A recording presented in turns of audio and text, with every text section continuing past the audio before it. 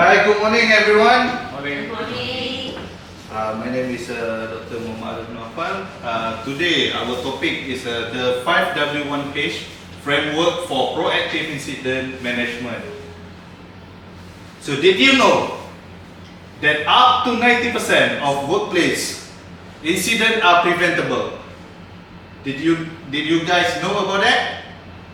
It's a 90%. As you can see here, UK Health and Safety Executive Accident Prevention Advisory Unit mentioned that 90% cause of accident, 70% have been prevented by management action. Did you notice that? Have you ever involved in an incident or accident at your workplace? No? So far, no. No? How about you? Heard about it. You heard about it. How about you? No. No. Okay. So, before we start our class, I would like to acknowledge you guys about the 5W1H. We use the 5W1H for the incident reporting method. Okay, we need to implement the 5W1H inside our reporting and inside our documentation. Otherwise, our document is not completed if we not use the 5W1H method. Okay, so guys, are you ready? Ready? Yes. I can hear you. Are you ready? Yes. Okay, great. So I would like to introduce my name. My name is Dr. Arif Naufal. I'm a HSC corporate and a HRDC trainer. I'm also qualified as a SQC Master Trainer for International. Okay, this is my contact number. I have 16 years in a health safety environment nature of the business. I have been involved with multiple industries such as oil and gas, shipping, construction, manufacturing, corporate level and education. Alright? So, before we start our class, I would like to know each of you. Please introduce your name. Please introduce me and tell me about your departments and division. Experience involving which any incident. Expectation for this class. So we start on my left side. Okay. Hi everyone. So my name is Winnie. I'm from the sales department. Okay. My experience, I don't personally involved in any accident, but that my colleague she involved inside because she hit the glass door in my office. So what is my expectation to this training? So I hope that I can learn how to prevent all these accidents that in the company from Dr. Arif. Great. Nice. Thank you, Winnie. Next. Hi everyone, I'm Alessandra. Hi, Sandra. I'm from marketing department. So far I only heard many of these incidents. Okay. My expectation today, I hope to learn more about the safety so that I can encounter this situation when it's happened. Thank you. Okay, great. How about you? My name is KP. I'm managing my own consultation business. Okay. It's under my company. We don't have this HSC division. I hope to learn more about that. All right. And maybe enlighten me about maybe the clients that I'm servicing. I have China clients coming from China, so maybe they need such kind of services. My Okay. expectation is to learn something that we are not aware of and we are not good at. All right. I Great. don't have any experience in any accident. Sure, no problem. We will give you more experience into 5W1H method. And yes, for sure, this is new for you. We will introduce you more about 5W1H method. All right. Great. Next. My name is Wang Yuan, Hi. and I'm from journalism and media department, but I don't have any experience involved in any incidents. Okay. So I want to learn more. Yeah. All right. Okay. Thank you. So we already know each of you inside this class. So we will go next. For the next 4 hours, we will cover to demonstrate and describe the 6 fundamental components of the 5W1H framework. So what is 5W1H? We will go each item by each item after this. Alright? And then we will comply. Okay? And then we will strategize, apply, and analyze the fundamental risk management tools. Okay? And then the last one we will implement. So this we will cover for the next 4 hours. We go each item by each item after this. If you have any question, just ask me. No need to wait until the end of the session. Okay? So for learning comfort house rule, for sure, punctuality is number 1. I want each of you participate and be punctual when we having a time. Let's say we start now by 9, we already start by 9, okay, it's a good thing. Let's say after this we will rest around 10 o'clock to 10:15. By 10:15 you need to be punctual, you need to be here by 10:15. Right? So please keep your phone silent mode, alright? If you have any emergency or you need to respond for the call, you can go out and then you can answer your call. Alright, and then please participate inside my class, alright? And then have a good discipline inside my class. Any question until now? So far so good. Okay, so we can proceed? Yes. Alright, good. So our training method, for sure you will have your lecturer, your trainer is me. Alright? And then the practical, we will go for practical after this. Brainstorming, for sure. When having a group discussion, I will like each of you brainstorm. So for the timekeeping, at 9 o'clock, right now, we already start the session. Okay, after this by 10, we will go for tea break for 15 minutes. And then we will come back by 10:15. And then we estimated by 1300 hours, we will complete our session. So that means by 1 o'clock, we will complete our session. Alright, this is for our class. So we will go for the roadmap. We have a 6 module to cover, module 1, 2, 3, 4, 5, and 6. So module 1, we will cover the implementive of timely reporting, and then we will go for OSHA compliance. This one we will talk about rules and regulation by OSHA 1994, okay, amendment for 2022, and it was implemented by June 2022. Alright? So next we will cover for module 2, disconstructing the 5W framework, the 5W method, origins and versatility, and then 5W1H method, case study. Okay, in this case study we will having a brainstorming, okay, and then collaborative brainstorming.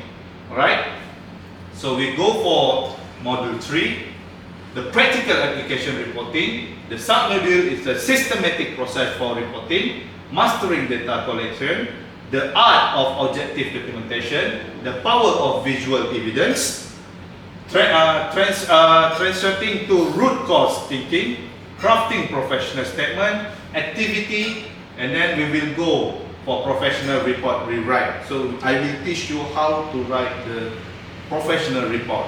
Okay, and then we will add one case study. So module number 4, we will cover for leverage risk management tools. The subtopic is we need to understand what is the risk. Otherwise, we keep always follow like people say this is a risk, that is a risk. But we need to know what the actual risk is in front of you. Okay, we need to understand. We need to make like a body system which a risk. We need to understand which the risk. Otherwise, we can't deliver, and otherwise we can write down inside our report. Okay? So we will go for the risk metric, the hierarchy of control, and then we will go for the fishbone diagram. Okay, and then we will go the standard fishbone diagram, and we will implement it. So we go for module number 5, the group synthesis and application. The subtopic we will go for the case study scenario, task instruction, considerate knowledge, and quiz. So for this module number 5, we will do a lot of activity because we already go for 1, 2, 3 and 4 modules, and then we will do an exercise at module number 5. Are you ready, guys? Yes. Okay. So the last module we will cover consideration and forward planning, key takeaway, summary of 5W1H, integration with the risk management, and then align with HSE compliance. The last one, actionable lesson learned, and then the final action planning checklist. So we will cover the whole topic for the 5W1H 6 module, and then I will ensure that each of you is master for the incident reporting after this. You ready? Yes. Are you excited? Yes. Okay, so we will go discover one by one. So for the legal and ethical obligation, the OSHA framework, I would like to introduce you DOSH. You always heard about DOSH in this country, Malaysia? DOSH stands for Department of Occupational Safety and Health. Okay, it's control for OSHA law and rules and regulation.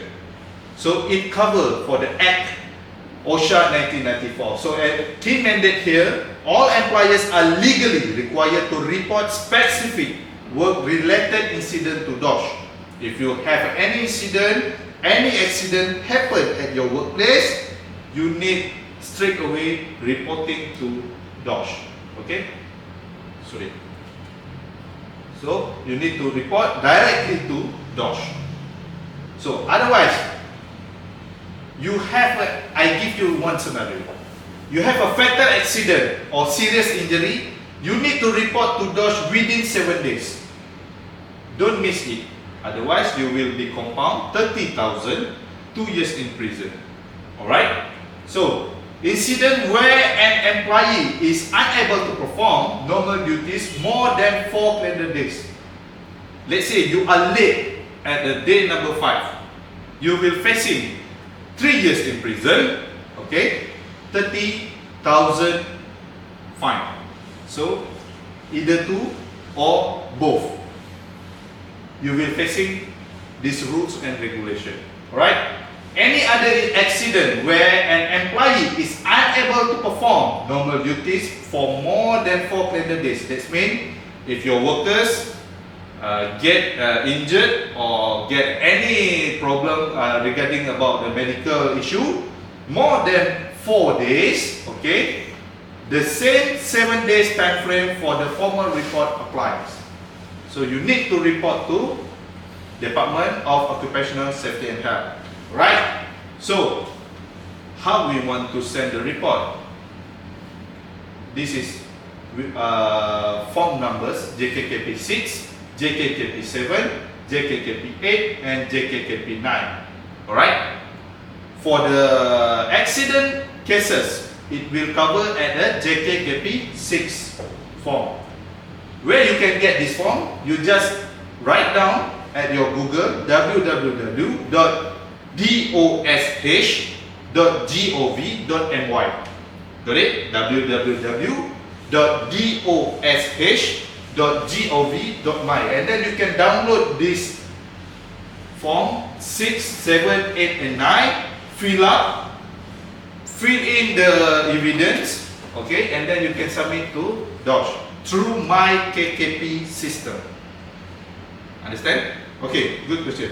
Is it like we have to download, like fill in all the forms together, or like just choose either one?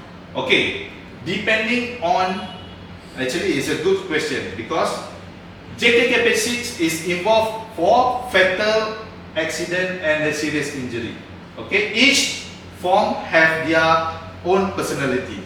For JKKP 7 is for accident where an employee is unable to perform normal duties more than 4 calendar days. That means after 4 days you can fill up the JKKP 7. How about JKKP 8? Is about NADAPOD. NADAPOD stands for any disease reporting regarding on health issue. Okay, food poisoning. Okay, you have like a rat issue, so you will go for JKKP8. How about JKKP9? The other accident where an employee is unable to perform normal duties for more than 4 calendar days. And then the same 7-day time frame for the formal report applies. So we will go for JKKP9. Is it clear, Winnie? Yeah, thank you. Great. Alright, so we will go for penalties under OSHA Amendment Act 2022. Like I said just now, DOSH is covered for OSHA 1994. Alright, after several times, after more than 25 years, then only we amendment, we develop the act to OSHA Amendment Act 2022. It was implemented last year, June 2024. Right? So, for the increased penalty under OSHA Amendment Act 2022, the Occupational Safety and Health Amendment Act 2022 has significantly increased the penalties from OSHA 1994 to 2022. Right? For the Section 15, before this is only take about 30,000. Now, how much? If you can see here, how much is it? If you can see here, 500,000 from 30,000.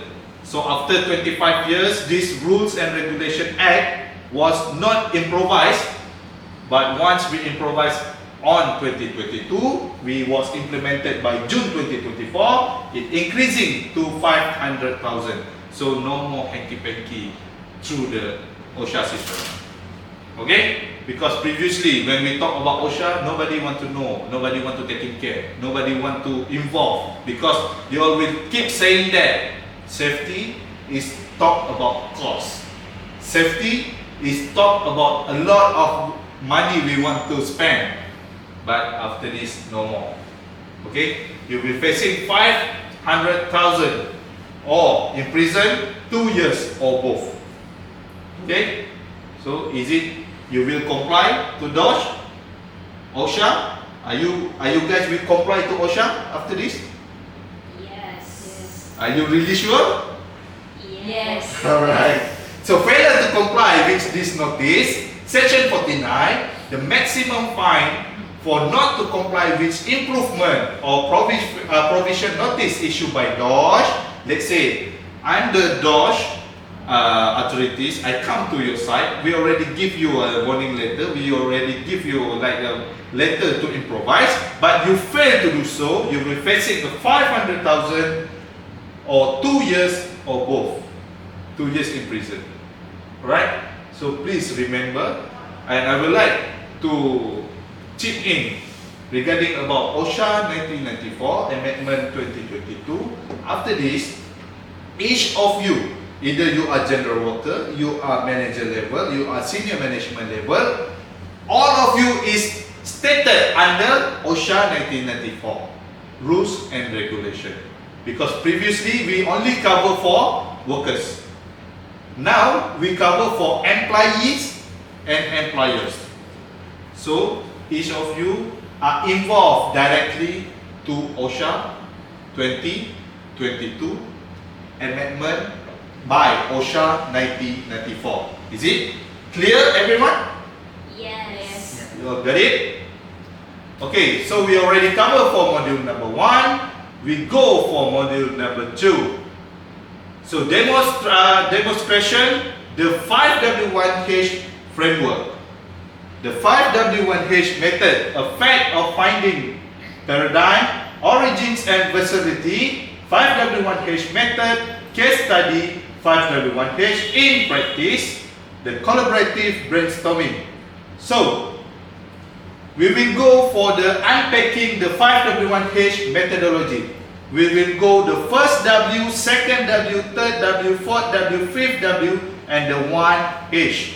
So as you can see here, what is stated here? First W, who, and then followed by what, where, when, why, and how. So each item have their own personality and have their own words to describe each words. Alright, So the 5W1H method is structured, investigate technique that ensure a comprehensive and objective review for an incident, is eliminates assumptions and focus on verifiable data. So each W have their own characteristics, and 1H is go directly to details the method of the process. Okay, got it? Okay, so we have another few minutes. We will continue. All right. So 5W1H method we're using as a tools inside our incident or accident report. Okay, it's part of the tools. That means we will implement it step by step using this 5W1H method. Okay, we will go for the first W.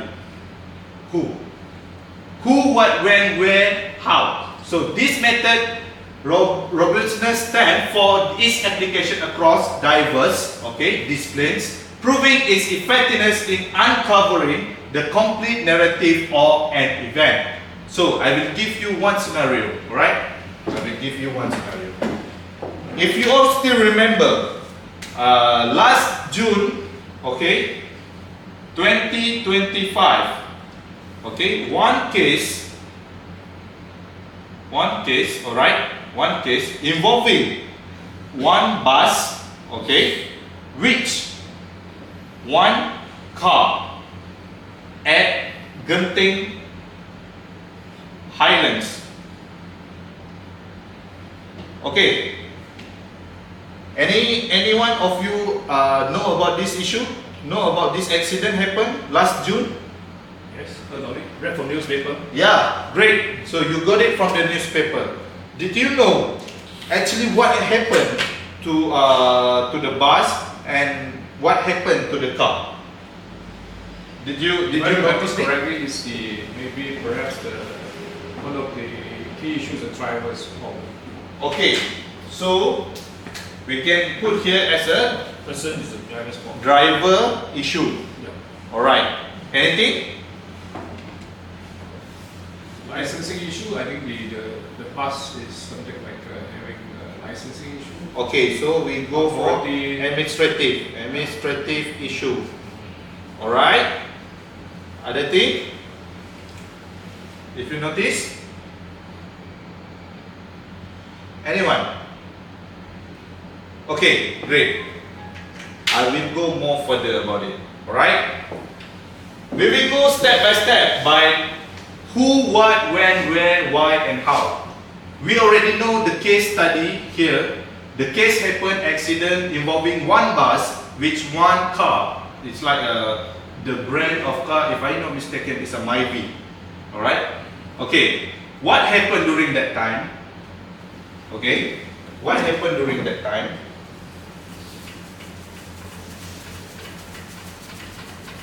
Alright. The bus, alright, went down, want to heading to Kuala Lumpur, alright. The accident happened at this area, at the corner side, alright. So this bus going down here, and we having a one Myvi here, alright. This bus hit this Myvi and move at the middle of the road, because this is a two lane, okay? One going down, one going up. So, as you can see here, this bus went down and hit this car. Did you notice? If we ask the 5W1H method, alright? If you ask the 5W1H method, we will go, the first W is, the first W? Who, correct. The second W? What. Third W? When. The fourth W? Where. And then? Why. And how. Great. Okay. We need to identify and we need to us to get the answer. Who involved with that accident? The passenger, the bus driver, the car driver, and then the passenger of the car driver on the car. I mean in the car. Alright? So we need to know more deeper who the driver. We need to get the evidence. That means we need to check his IC. We need to check the driving license, brake, and then how about the car? the car, We need to JPJ, JP. Also the driving license, brake. Also we need check the IC. Either is a foreigner or local people. Alright? Why we need check the license? Both for the bus and car. We want to check either is a competent to become a driver or not. Correct? Okay, and then we go for what? What actually happened? We go from the bus, went down, hit the car. What actually happened? Is it because of the brake failure? Is it because of the mechanical failure of the bus? So this is why what we want to asking and what we want to know, because we want to implement inside our incident reporting. So when did it happen? I already mentioned just now. When did it happen? June 2025. So it's roughly, if I'm not mistaken, by 16 or 10 June 2025.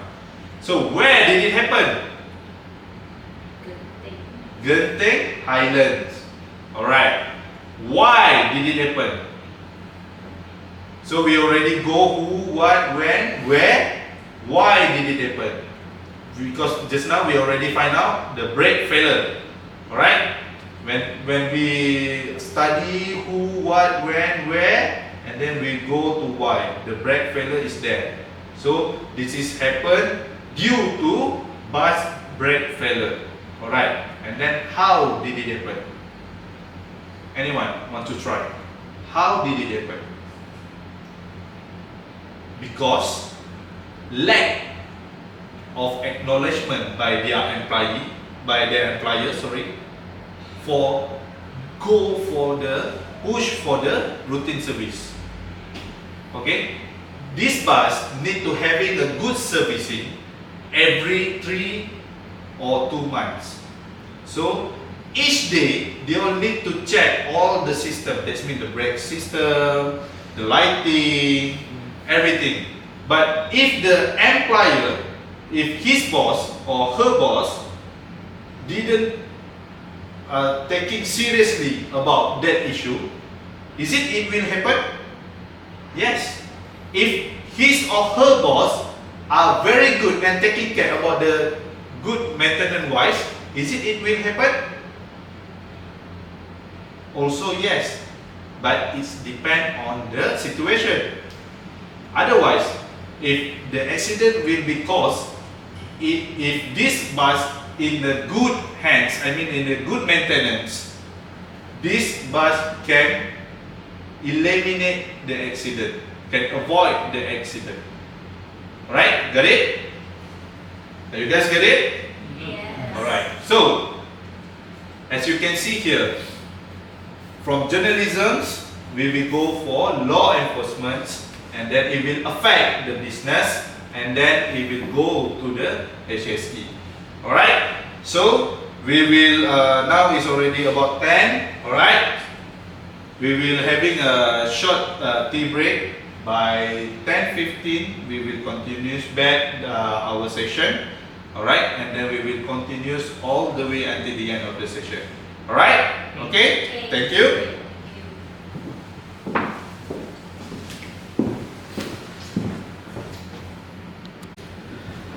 Hi guys, welcome back. Thank you for your punctuality.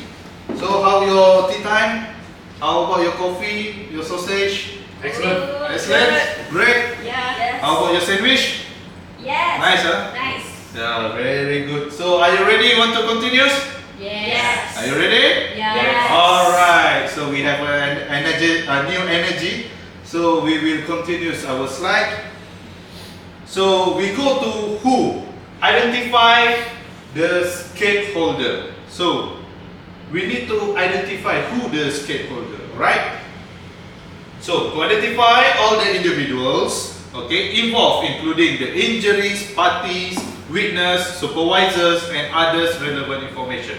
So that means either you are managers, either you are workers, alright, either you are like a supervisor level, you all in one name called as a stakeholder, right? So this is an example, okay? A team of 3 lead by supervisor Mr. Bala, alright?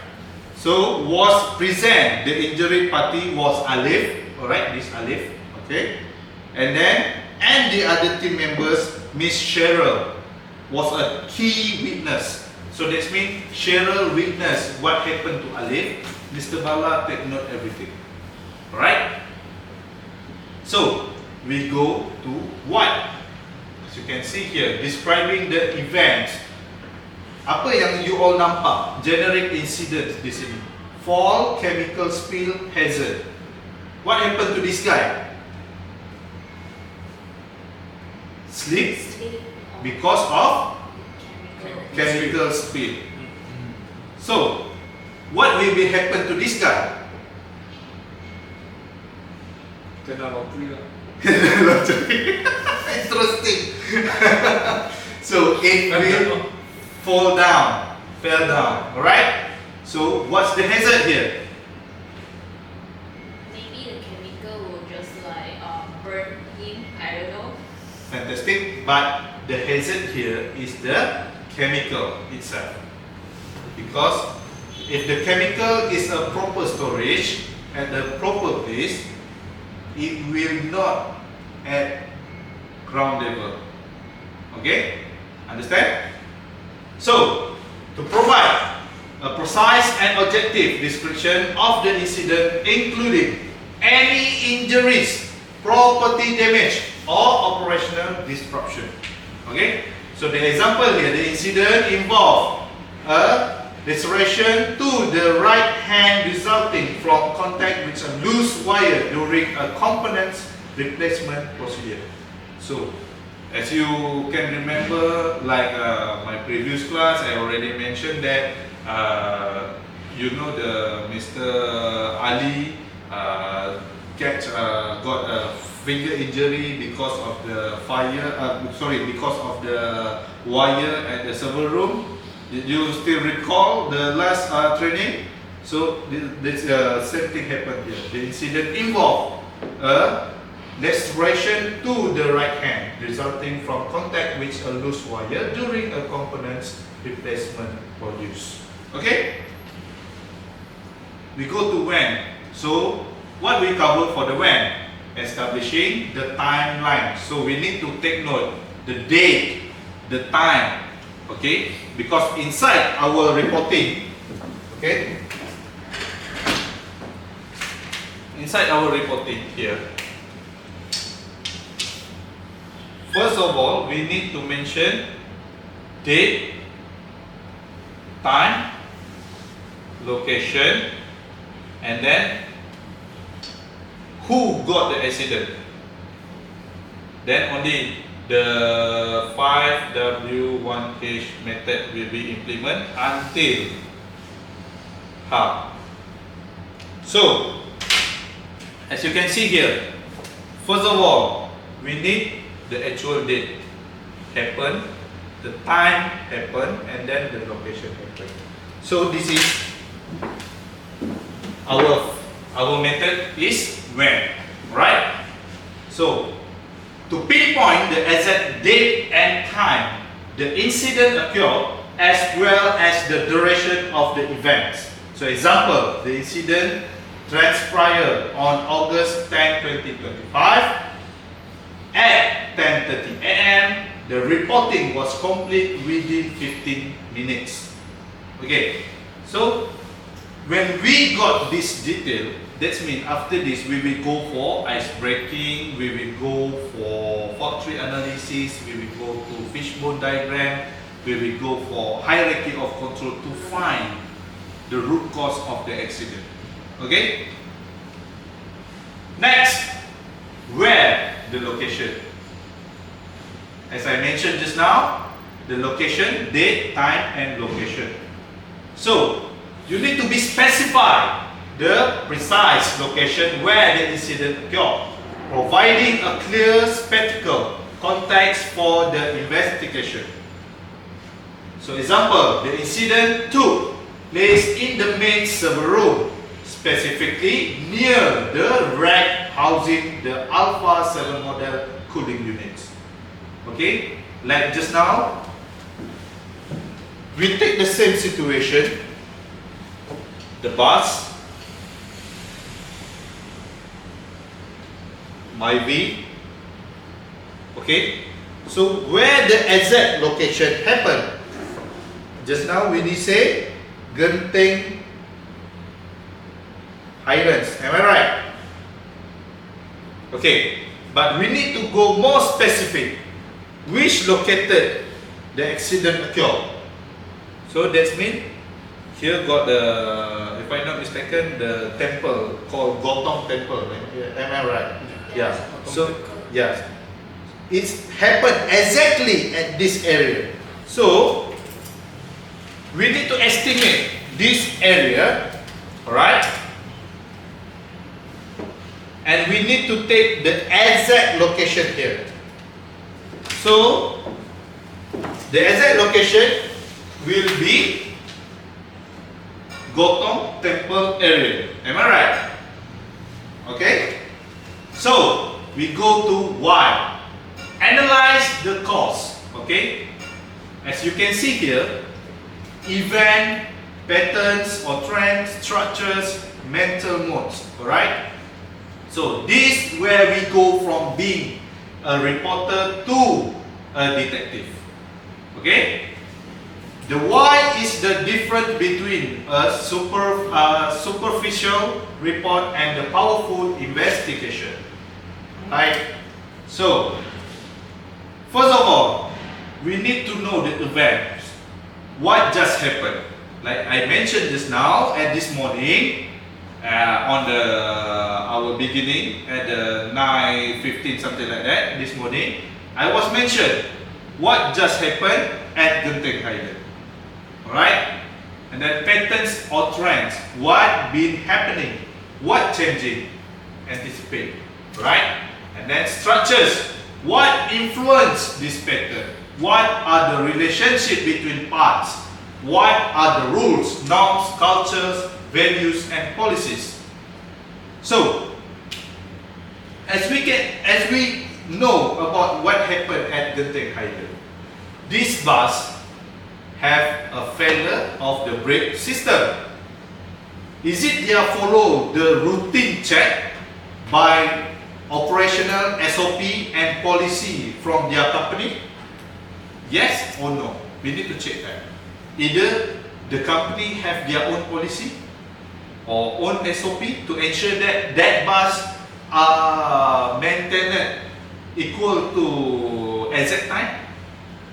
We need to understand that. And then is it the bus company have their own rules, SOP, standard operating procedure, to ensure that the driver drives safe, follow the step by step. We need to ensure the structures. Alright. And then mental notes.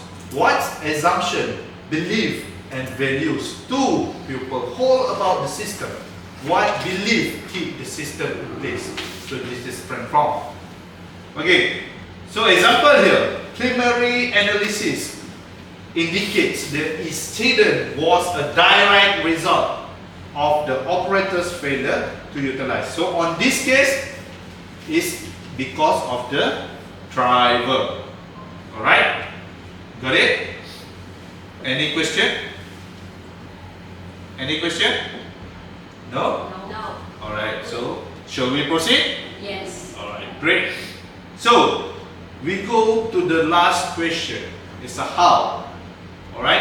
reconstructing the sequence. We need to ensure that we are stopped where you are. When that happened, when that accident happened, stop where you are.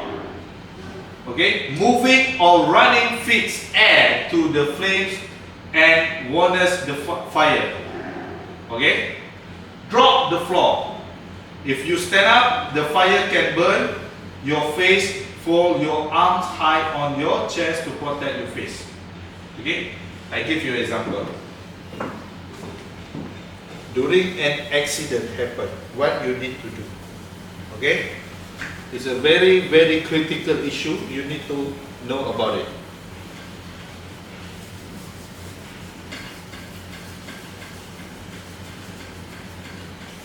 Alright. When God fire, alright, during the accident impact, this is an accident impact, right?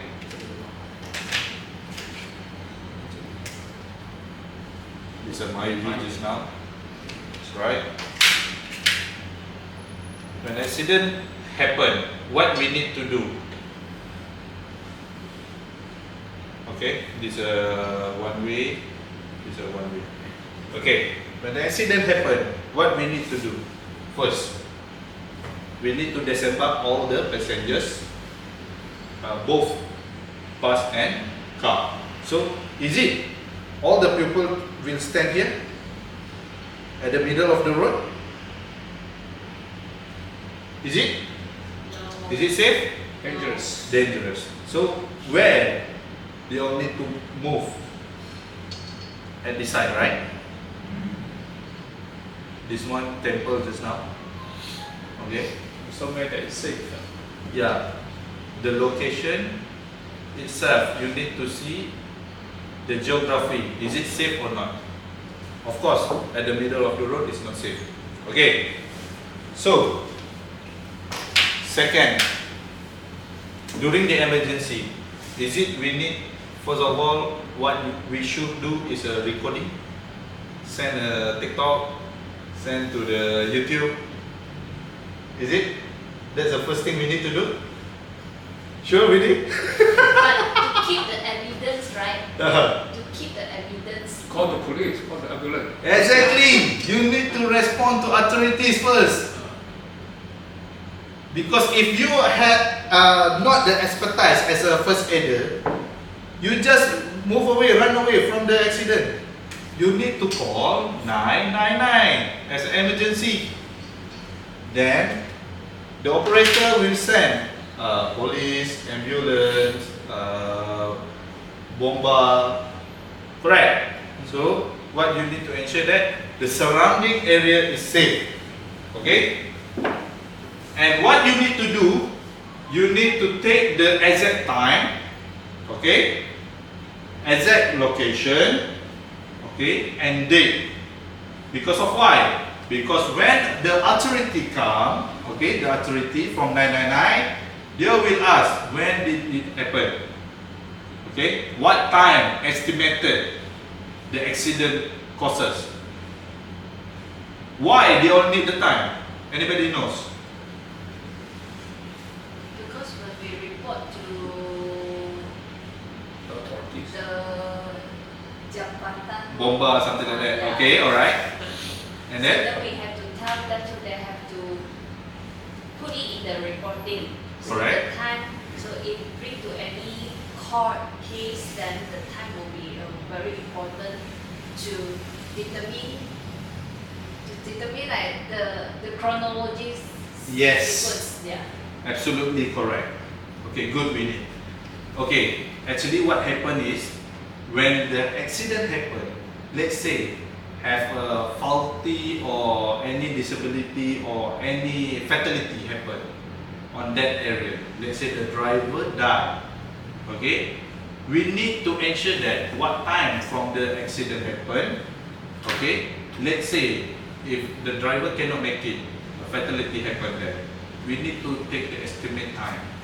From what time to time, what time he's still alive. From what time to what time he already gone. So we need to ensure that the exact time is there. Otherwise, our reporting, it will be not valid, and it will, like Winnie said just now, when we bring to the court, it will be a lot of question. Okay, so to detail the chronological sequence of the events that culminate in the incidents. Okay, here the example. The operator initiates the component's replacement task while attempting to dislodge a part. His hand came into contact with a live wire leading to the reported laceration. Okay, so on this situation, we need to we need to having the 5W. Okay, we recall the first W, who, when, where, why, how. Okay, great, nice. Okay, I will give you one case scenario application, a guidance exercise. Okay, fill in the blanks. All right. This is an example. Later on, I will distribute to you guys the template for this. Please indicate the date, location, okay, and then fill in the blank. Cause, description, fill in the blank, and then description here you need to put what happened, all right, and then fill in the blank here. You need to estimate from the actual thing happened because of why, and then corrective action. What your corrective action is? Is it you need to go for PPE? You need to give him to wearing a proper glove, like, or we go to this incident, we need to ensure that the driver are competent, the driver are well trained, and then we need to ensure the bus is in the good condition. We can put inside the corrective action, right? So this instruction, let's apply the 5W1H method to a real world scenario.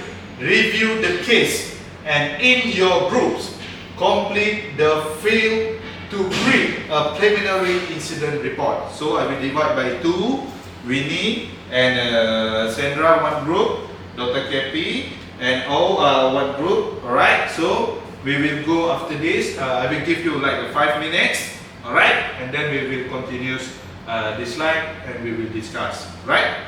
Okay? Yeah. 5 minutes started from now.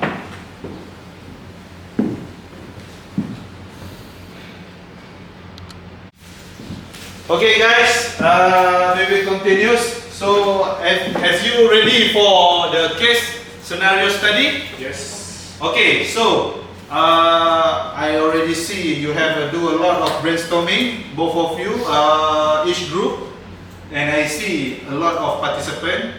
So I would like to invite Winnie. Okay, I would like to invite Winnie to try to fill up this form at this whiteboard.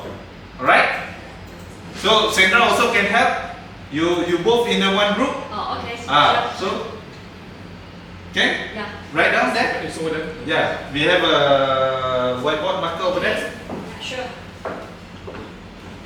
Okay, Winnie and me have discussed. Alright. We would like to find one incident that happened in 17 June Okay. this year.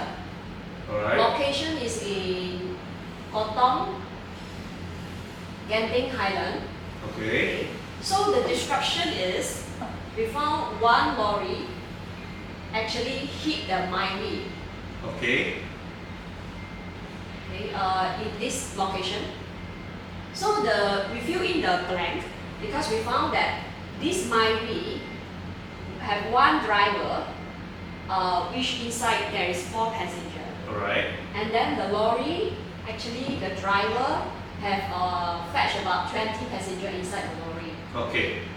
We found this incident happened that You mean lorry or bus? Oh, sorry. Yeah, this is lorry. Sorry. Lorry? Bus. I think this is 20% in the lorry. Oh, okay. We need to correct Bus, that. bus. This Yeah. is bus. Yeah. Bus. So the Yeah. corrective action is we have to make sure the bus driver have the license and the bus is in good condition to drive. Okay, great. So how about the actual thing happened here? Is it any injuries here? Yes. The bus driver passed away. I see. Yeah, have bad injury. Okay. And the mighty also. So there are actually the passenger also get bad injury. Alright. This is a very bad accident happened. It caused fatality. Yes. Yes, great. Okay, thank you, Sandra. Give a pause. Alright, so as you can see here, this normal exercise to show you how it goes. The normal and the very simple reporting on the incident report. But we will go more deeper. Okay, after this we will go more deeper how to implement the fantastic reporting for the accident. Okay?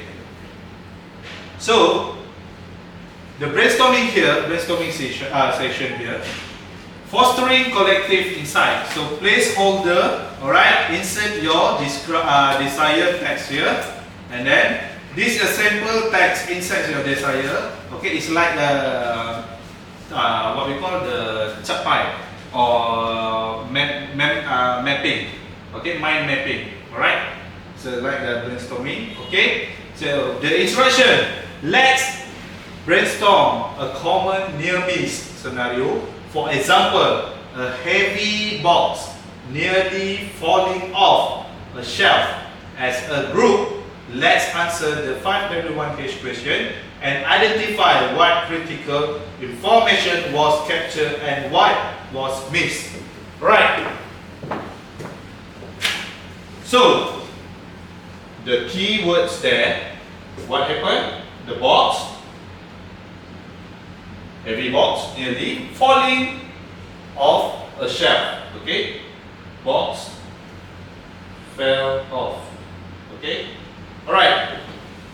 So we need to ask first W. Who? The workers. Am I right? Yes. The workers. Whose name? Ali. Ali. Okay, Ali. The workers. When? 16 September. 16 September 20? 25. 25. What just happened? Alright. Where?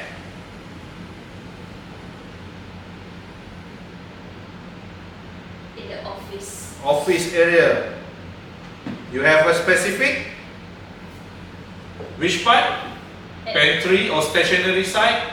Admin room. Admin room. Admin room. Okay, we already covered where, who, when, where, why.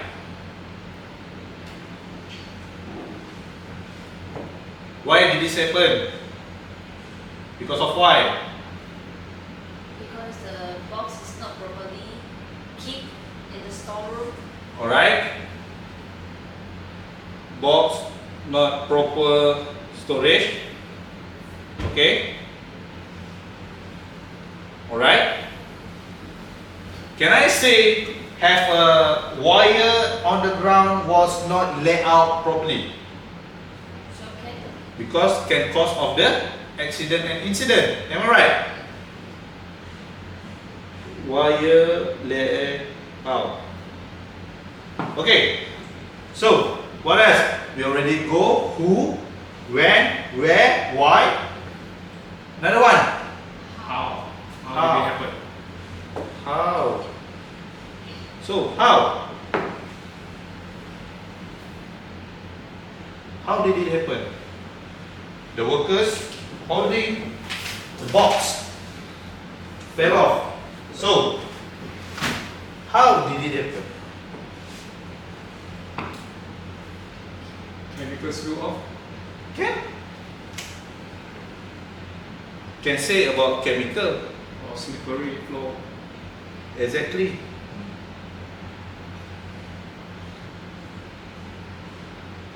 Anything else? Slippery floor, wet floor. Next got problem. Hey, it's about physical. Yes, correct. Health issue. I will say that health issue. What else? Can I say because of this worker are fighting with his wife at the home and he bring it to the office? Can it? Can it happen? Emotional unstable. Exactly. Great. They're gonna think. Emotional issue. So it's regarding about mental health, right? It can cause to the accident and incident. So great guys, good brainstorming. So what our action plan here? Action plan. We need to ensure that he not fighting with his wife. What else? We need to ensure that he got proper training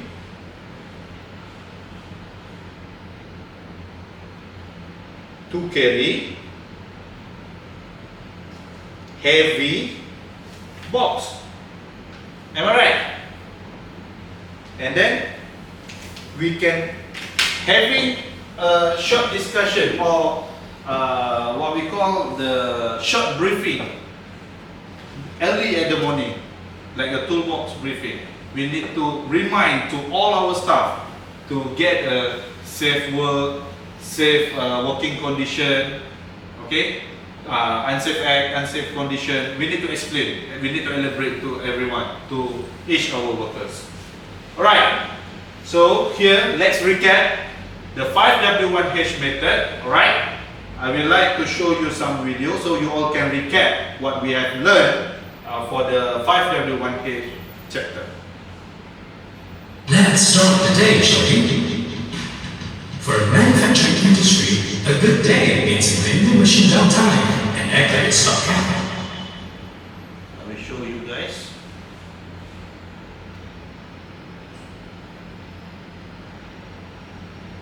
Use code SYOK10 and get 10 million off your favorites. Today, we're discussing the 5W1H methodology.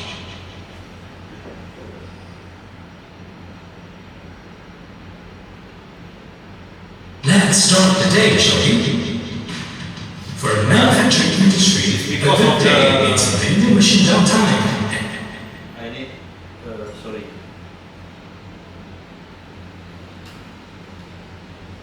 It's because of the YouTube.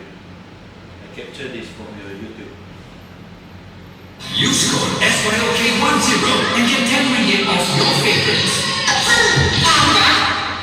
Today, we're discussing the 5W1H methodology and how it can drive business improvement.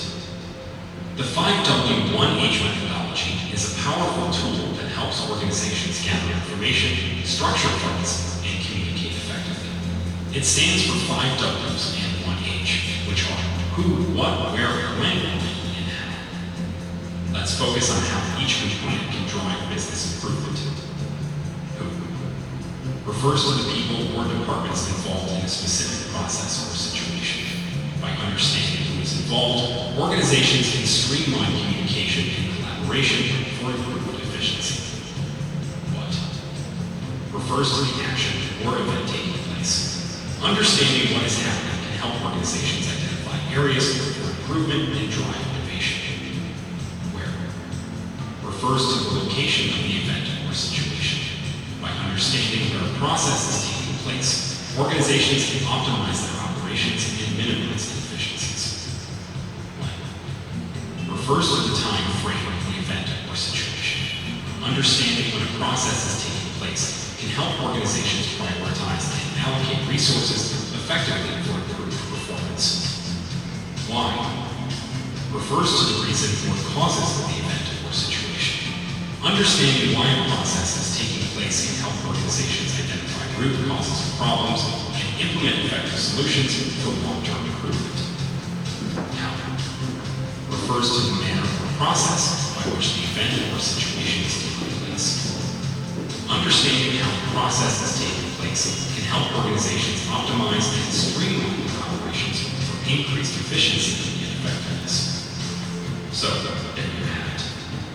The 5W1H methodology is a valuable tool for organizations looking to drive business improvement. By using this framework, organizations can gather information, structure their thoughts, and communicate effectively to drive positive change. Thank you for watching. You will find more details in the description. Okay, so you got it something from this video? You can recap the 5W1H?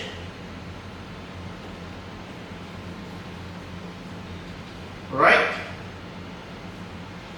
So, we already covered for Module 1 and Module 2. Next, we will move to Module 3. Right? So, for the Module 3, we will go for practical application reporting. Right? A systematic approach, a systematic process for reporting, mastering data collection, the art of objective documentation, right? The power of visual evidence, transferring to root cause thinking, right? Crafting professional statements, activity professional report rewrite, activity debrief. Okay, and then the last one will be advanced case study application. So, we already go the 5W1H method as a starter pack for our incident reporting. Alright, so next we will go for systematic approach. So we want to make it good, we want to make it more comprehensive inside our report. Okay, so a systematic approach reporting, the initial assessment. So the what happened, is it urgent? Alright, and then we go for the information gathering. Who, what, when, where, why, and how. And then we move to documentation. How do we record this clearly? Alright? And then we move to what caused it, what patterns emerge. And then we analyze what will we do, who responsible. That's called action planning. Alright?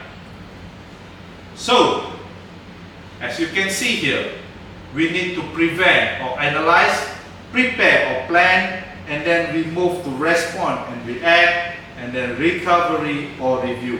This will be continuously improvement.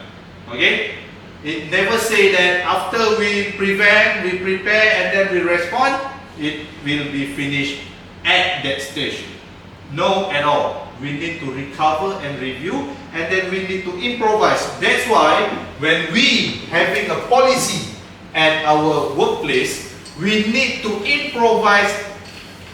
Who knows? How many sequence? Is it every 6 months, every year, every 3 years, every 5 years? Anyone want to try? For the policy, 6 months. 6 months for review, yes. But for change your policy, your company policy every 6 months is not effective. Okay? I will write for you. Because you... Yes. Okay, acceptable? Because all of you is a senior management level. So, every 6 months, okay, duration. This one I will put 3 years. This one I will put 6 years. For the first 6 months, we need to having a good review of performance reporting. That means your company performance. Is there any cases of accident? Okay, accident. Any incident? Okay, every 6 months. It's like, or it's called KPI. Who knows? KPI stand for what? Exactly, key performance indicator. So this will be affect your company performance. Alright? From here, we can see either our policy and our method statement, our SOP already implemented or just documented but not implemented to our workers. So we need to ensure that every 6 months. Do this KPI. Alright? Then we will see the ratio either is going up or going down. Then after 3 years, okay, this is an example, right? This is only for example. Let's say at the middle here, you already find out your company don't have any sustainability. You're having a lot of problem. You're having a lot of issue. During this period, also you need to change within 1 year. Because of why? Because your system already failed. So you need to having a good improvement at the first stage 1 year. Alright? If the minor, you can still improvise and you can see the ratio from 6 months to 3 years. Because this is a short-term period, this is a medium-term period, this is a long-term period. Alright? Understood? Okay? I also can give you one secret tips. Alright? Please implement this at your company. P, D, C, A. Who knows? PDCA stands for what? First P is plan. Alright? Develop or do. C, comply or check. Action or act. Plan, do, check, act. Please use this secret weapon inside your company. Because of why? Because from this, you can counter all of this. The reporting system, the investigation system, because you already implement PDCA in your company. So, next, we go to methodologies for comprehensive data collection. After we interview, okay, we already conduct, we already interview the witness from the case scenario. We need having a good photography to take high resolution photograph of the incident scenes. Okay, don't ever change everything at the accident place or incident place. Please take a good photo as an evidence for you guys. And then document review all relevant document, as I say, SOP, maintenance law, okay, your company policy, and so on. So next, from narrative facts, writing and objective report. So subjective writing and objective writing. For the subjective writing, will be messy, handwritten font. Example, it was a terrible scene, everyone was panicked. Okay? Emotional assumption based on English. Right? For objective, it will be clean. Alright? Example, witness reported elevated noise level and rapid movement. So, factual, natural, and precise English. Got it? Any question? Alright. So far so good. Great. So next, leverage photography evidence for clarity. As you can see here, as you can see here, is a excavator, right? As I point here, damaged bucket. This one PPE, it's a helmet, right? This is time step, and you need to ensure that in each photo you have been taken, you need to ensure that times, okay, times and date is there. Alright? Clear? Because of why? Because this called as a evidence. Okay? It's part of tools, okay, when you're having a good picture. Alright? So best practice here, capture the scenes from multiple angles, photograph specific details such as damaged equipment, alright, PPE, alright. Ensure photo are date and time stamped here. This blend for real imagery and annotation reinforce why photos are invaluable for accurate objective incident documentation. Okay? Clear? So next, beyond the symptoms, the journey to the root cause. Right? Have you ever heard about root cause analysis? So we need to find until the bottom, and we need to go into the deeper to find the truth. Am I right? So, as you can see here, incident was where happened and leave. This means incident we can see. Alright? Root cause we can see or not? Hidden. Hidden. How about PPE? It's more hidden. Most of the people, most of the company keep saying that What does PPE stand for? personal protective equipment. Oh, Most of the company will always go for the last result. It's a PPE. In the hierarchy of control, we will go after this. Hierarchy of control, PPE is the last result.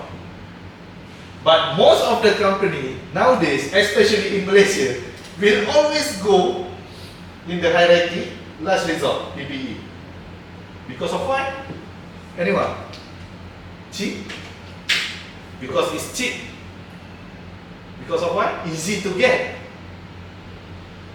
You just need to wear.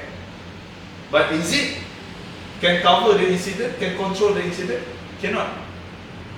This is why inside OSHA 1994, we already stated that, okay, as far as practicable. In this scenario, I give you, we in this class, are we need to wearing the hard hat? No. Are we need to wearing the glove, the safety shoes inside this classroom? No. Is it practicable? No. This is why we mentioned that as far as practicable. If you are, I give you one scenario. We are in a construction area. Alright? Construction area during high-rise building, and what we need to wear? Is it we need to wear the hard hat? Is it? Yes. compulsory. Compulsory. Because of what? Any falling object, any heat object, right? How about safety shoes? Compulsory. Right? How about glove? Compulsory. Depend on situation. This is why the OSHA 1994 mentioned that as far as practicable. And this is why PPE, the last result. We will go more deeper after this for the hierarchy of control. I will explain to you. You will getting shocked because before this, might be your bosses, your colleagues, your friends will keep saying that, hey, wear your PPE, wear your safety shoes, wear your shoes. Hey, why you wear your slippery? Why you wear your slipper at office? Wear shoes lah. They all always go for last result. But they all didn't go for the root cause and the incident. They all not go into this deeper root cause. Right? I will explain later. Don't worry. Keep questioning. Alright? So, we go here. What are the systematic failures that allow this to happen? So, precision in language writing for impact and clarity.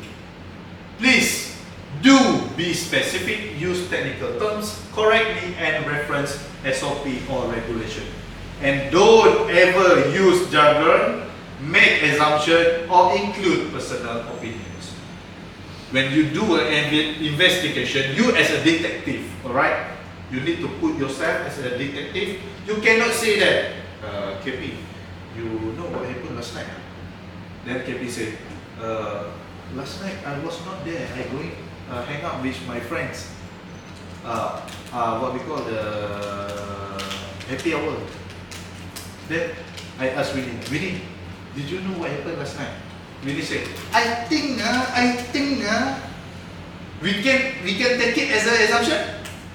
Cannot, because he think, he not sure.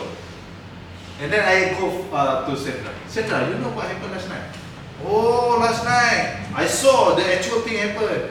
That girl are fighting with that man, and then that man step at the stomach, and then that girl falling off, and then die. So can I take Sandra as a witness? Yes. Exactly, because he saw the actual thing happen. I cannot call Winnie, I cannot call KP as a witness. Am I right? So, practical application, a report, refinement exercise, alright? So, poorly written incident report hands out for group exercise. So, basically, the guy wasn't paying attention and the forklift hit the chef. It was kind of chaotic and people were yelling, alright, shouting, yelling. I think the brakes won't work right, but I'm not sure anyway. Anyway, the shelf broke and stuff fell everywhere. It's not the first time something like this happened.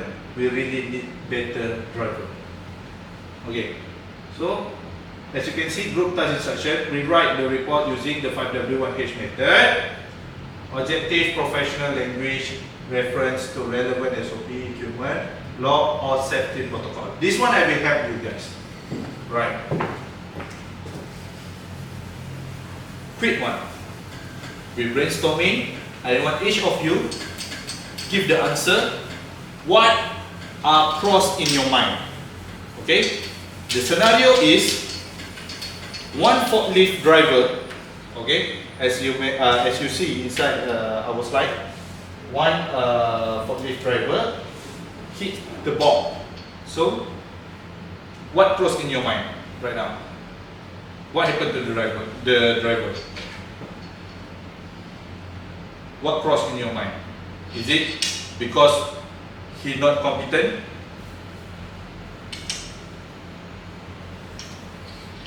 What else?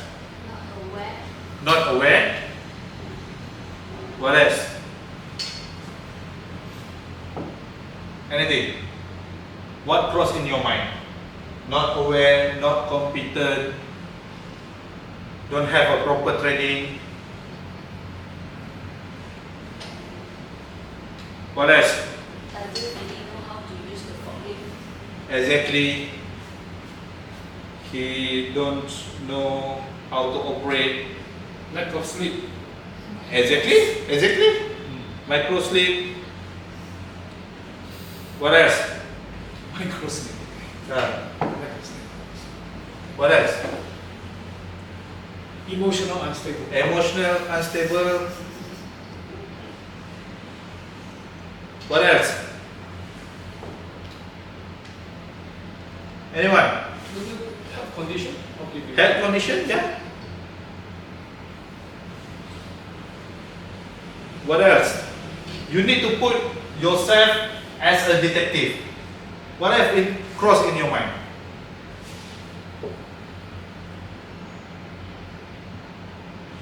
We already not competent.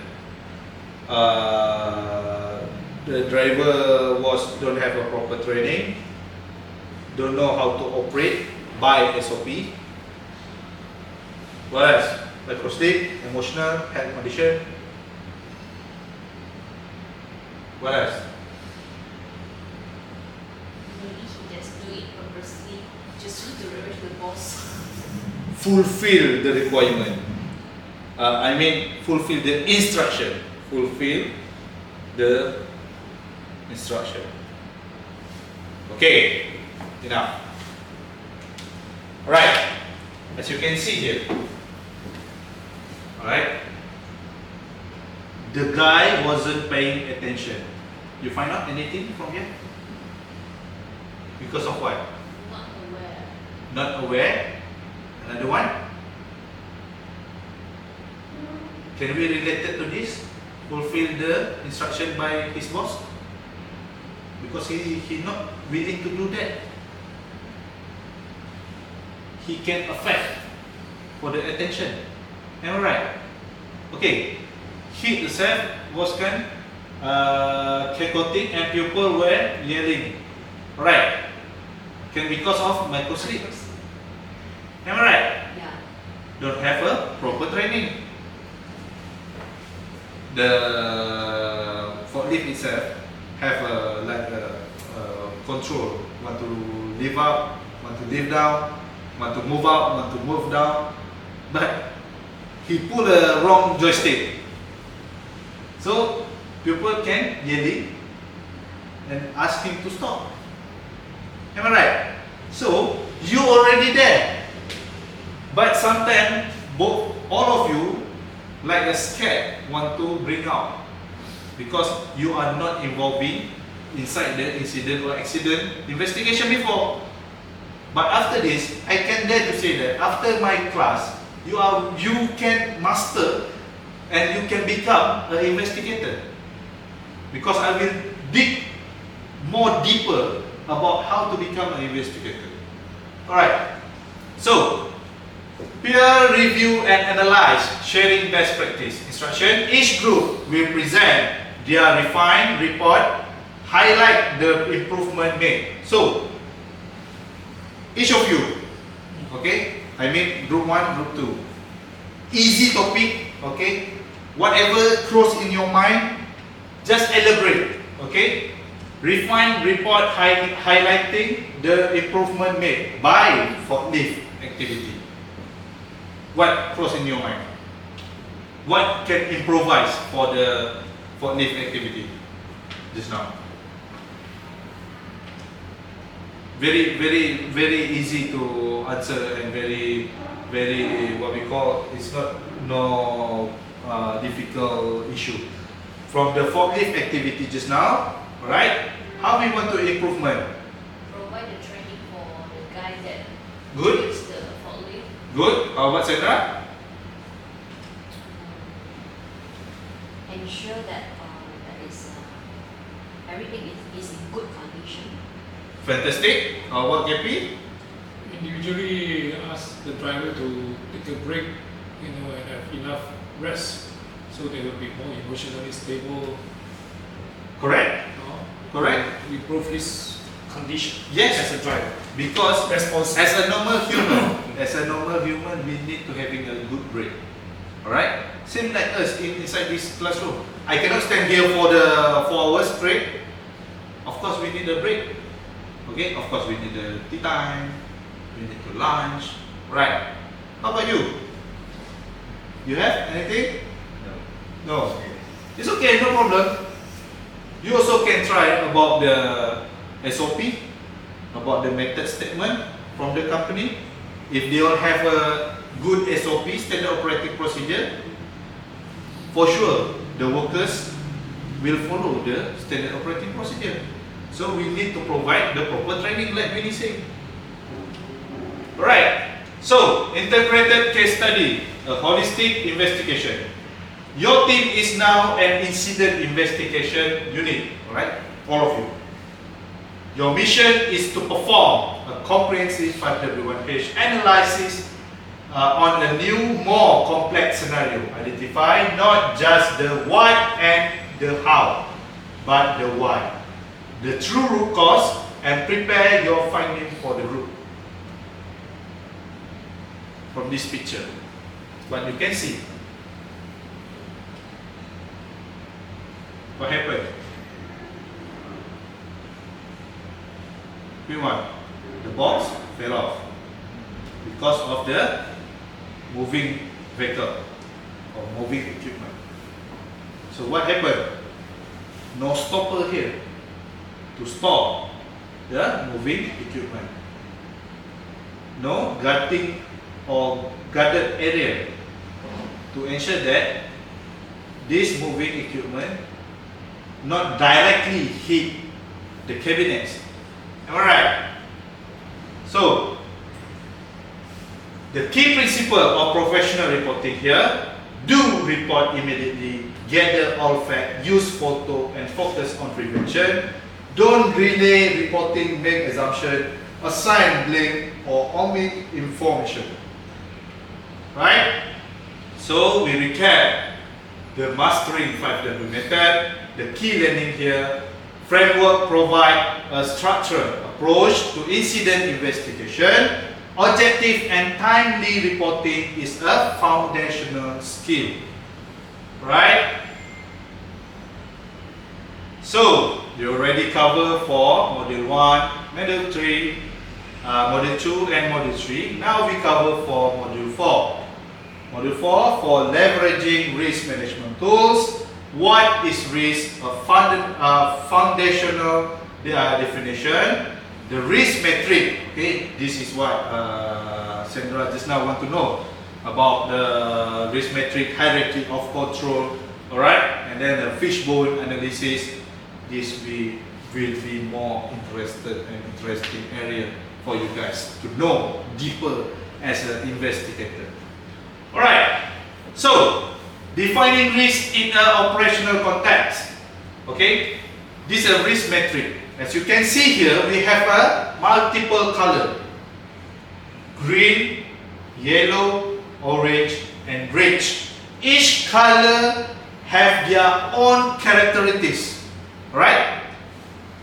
Green stand for low, yellow stand for medium, orange stand for high, red stand for extremely high. Okay, this is like a risk matrix. Okay, risk matrix, when how to calculate risk matrix? From 1 to 3 is considered low. From 4 to 6 is considered medium. For 7, for 8 to 16 or 15, considered high. For 15 to 25, for sure is extremely high. Alright? So definition here, risk is a function of the probability of the hazard event occurring, likelihood and the potential consequences of that event severity. So formula, risk equal to likelihood times severity. So analogy here, think of the risk like crossing a busy street. The likelihood is how often car pass, and the severity is how badly you're being hurt if one hit you.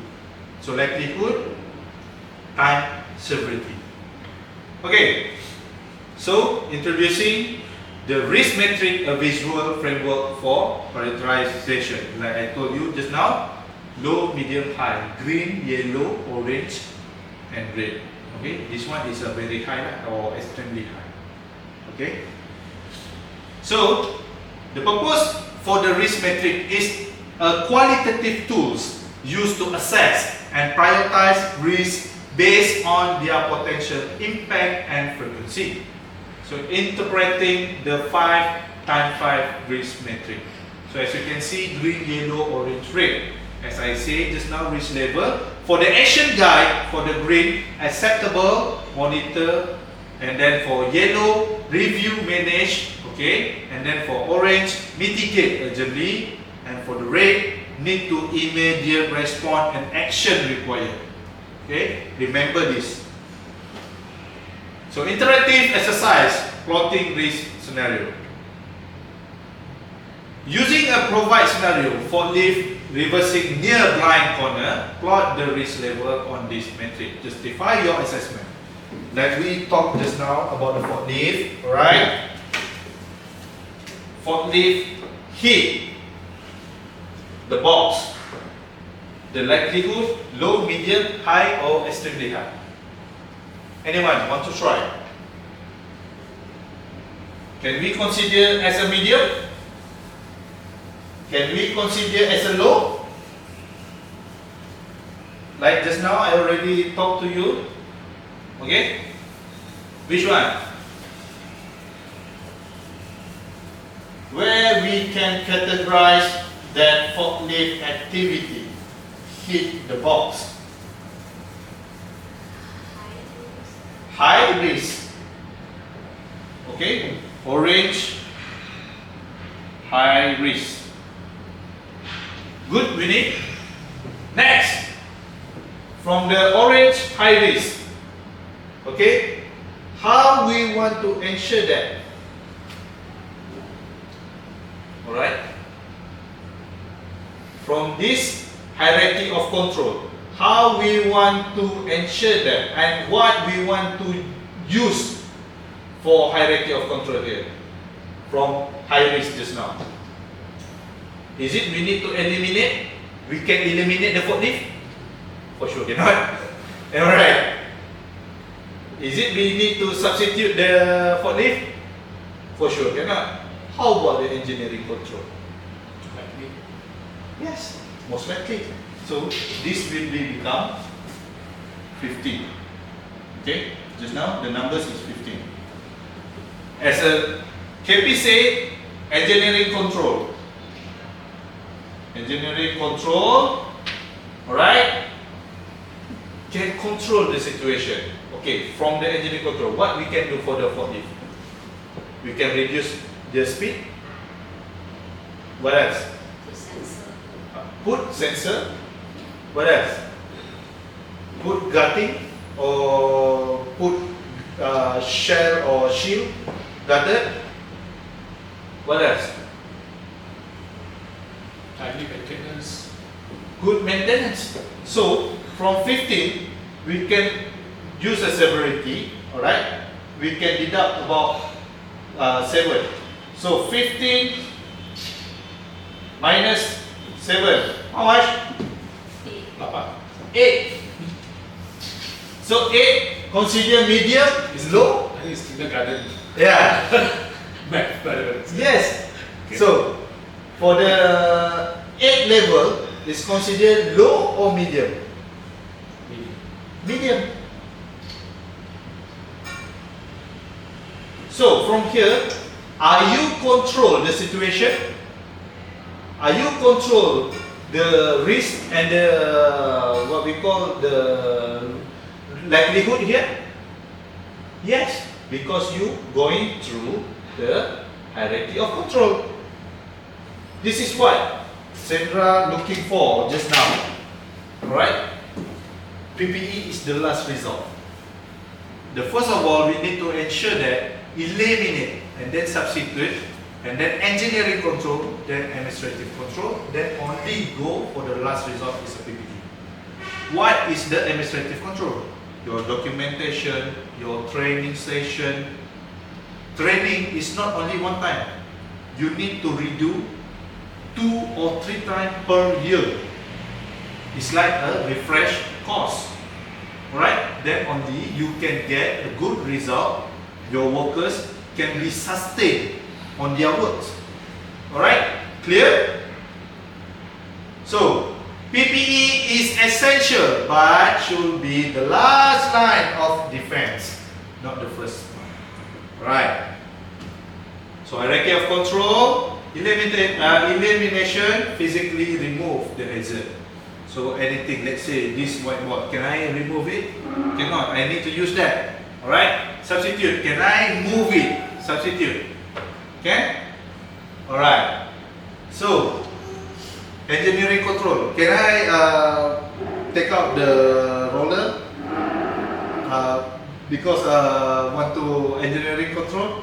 Cannot, because I need to move here and there. Right. Administrative control. So can I write down over there? engineering control.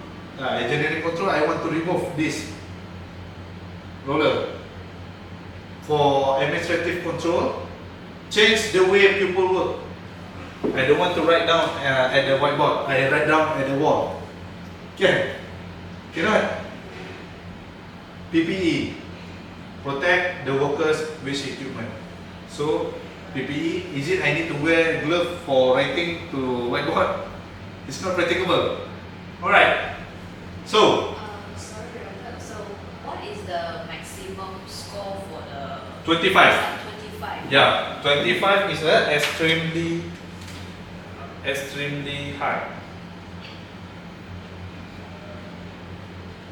For 25. Oh, okay. For this extremely high, don't ever, when you do the high rank, hazard identification, risk assessment, risk control. Don't, once you mitigate using the hierarchy of control, don't ever put low. No such thing. From extremely high you can go low. Because whatever you do, whatever you implement, the last level you can go is only medium. It's very impossible when you go to low. How about from medium to low? Medium to low, yes, can. So meaning to say it will be like you really jump one level. One level or two level. Because when we say as far as practicable, doesn't mean you can cross the hierarchy of control. Like just now, from the eliminate, you jump to administrative. Cannot. You need go part by part by part and by part. Alright? Got it? Okay, thank you. Alright, great. So we're having a next video for hierarchy of control in hazard control. Here's a question that you've probably asked yourself before. What should you put in place to stop people from getting hurt at your work?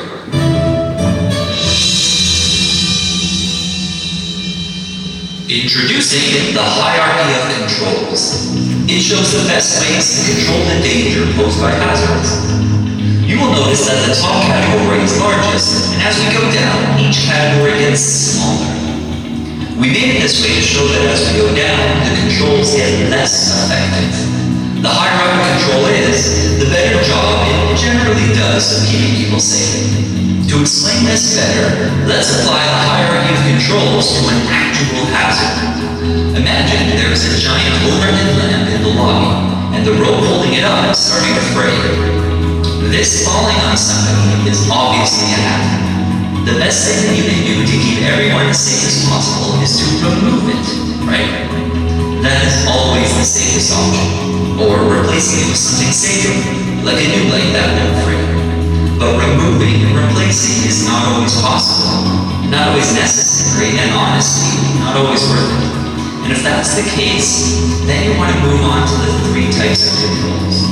The most effective form of control is the engineering control. That's why we gave it the letter A.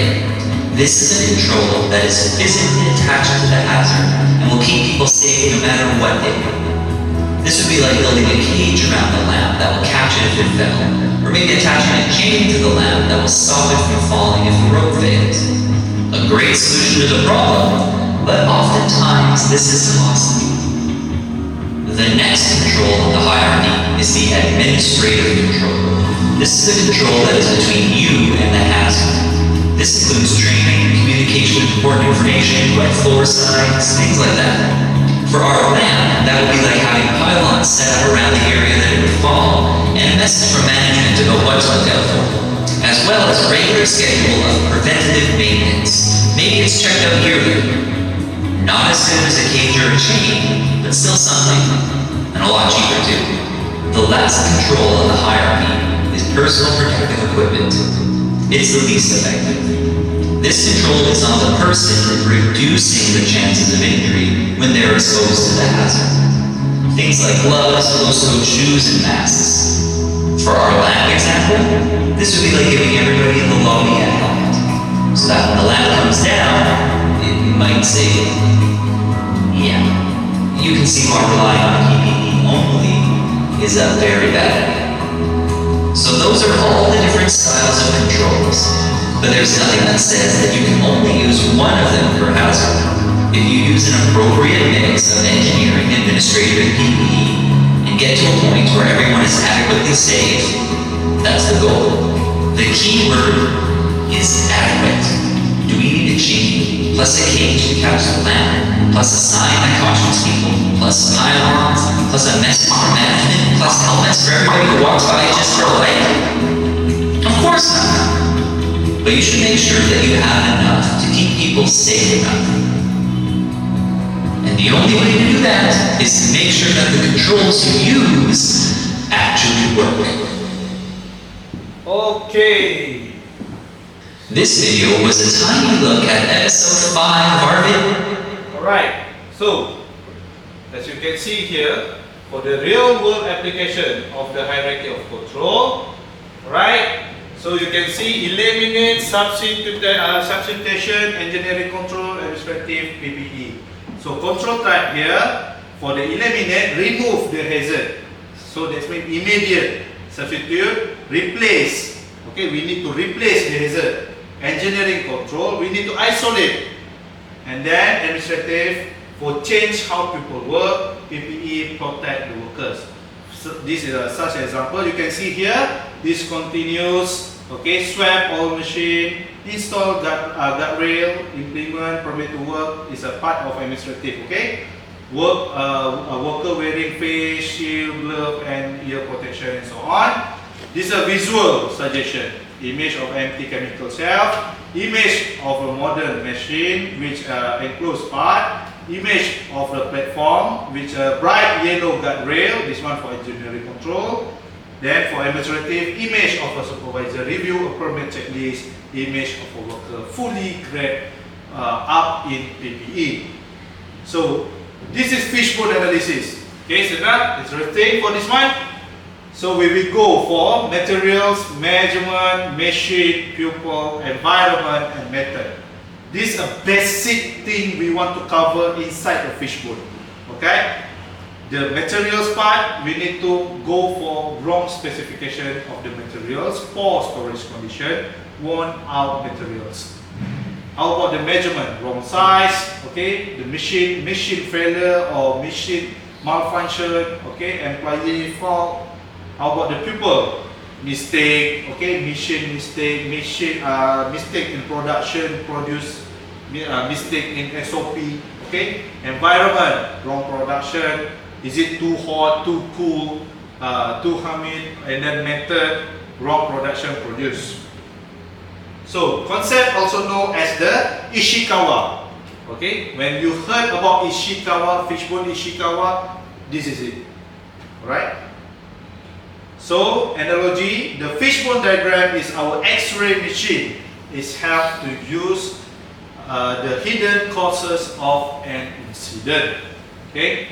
As you can see here, machine man, materials, measurement method, and straight away to resolve the problem.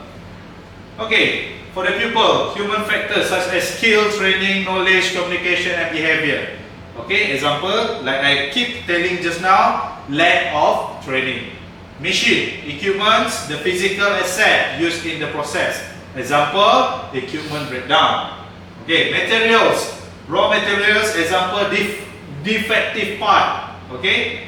Inconsistent, quality, method, process, the way the work is performed, included SOP, workflow, and so on, okay? And then measurement, example, inaccurate gauges, poor data collection, or lack of KPIs, alright? And then environment, the physical and organizational setting in which work occur, example, noise, lighting, temperature, culture, or management practice. So next, we will see the video for the fishbone cause and effect or Ishikawa diagrams. Right?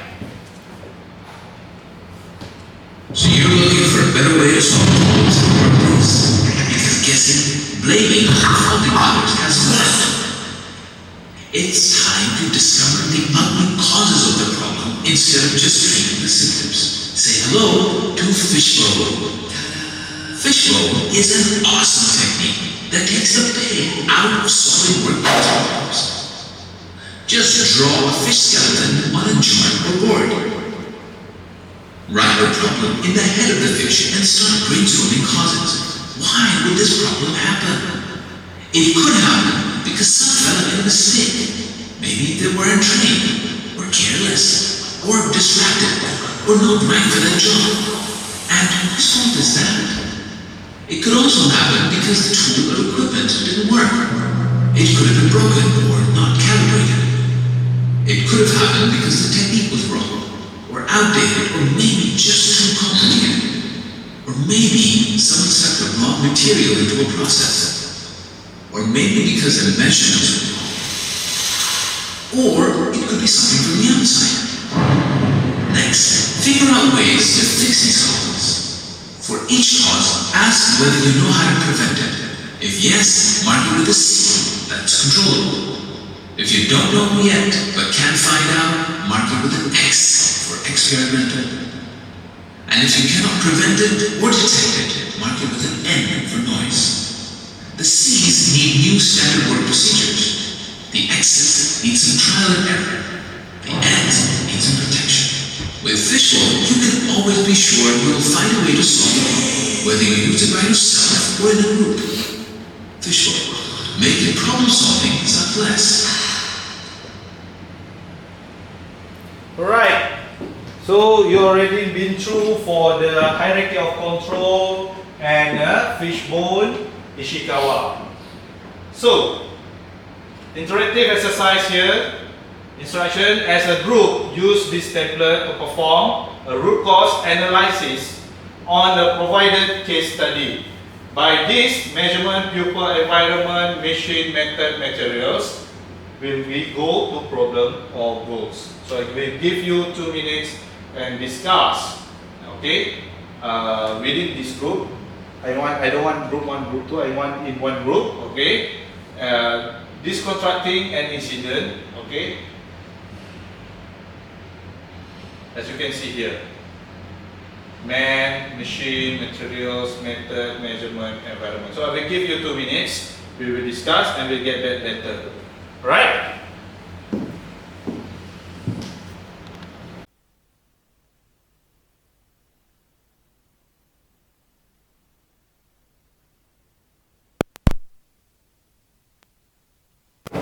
Can you draw the fishbone Ishikawa? Yes. Alright, so please use the whiteboard. Okay. Both of you need to discuss how to describe the fishbone Ishikawa method.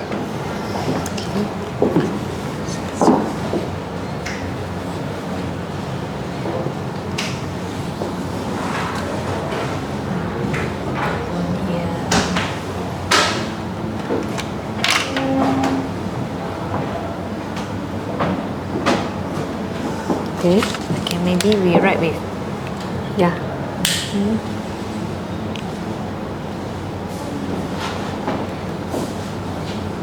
Machine. Method.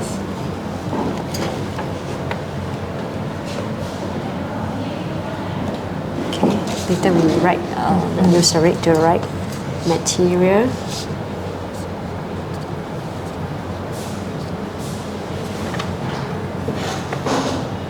Measurement. Okay, this one. This is a environment.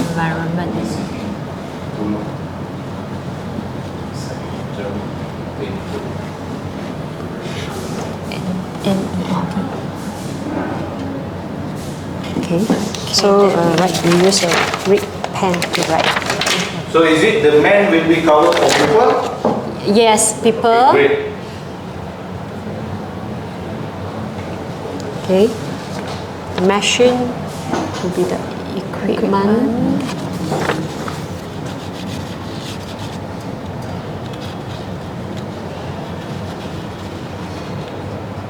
Okay, the method will be the process. Nice. Okay. I think we have done. Yeah. Okay. Yeah, we have done. So, Sandra, can you elaborate what you write down for the fishbone Ishikawa? Can you read for us, for everyone, the man, machine? Maybe I will explain to Okay, everyone. sure. Okay, for this in this fishbone analysis, so we will start with man. Okay, so it's the people. Who is this man? So it's the technician.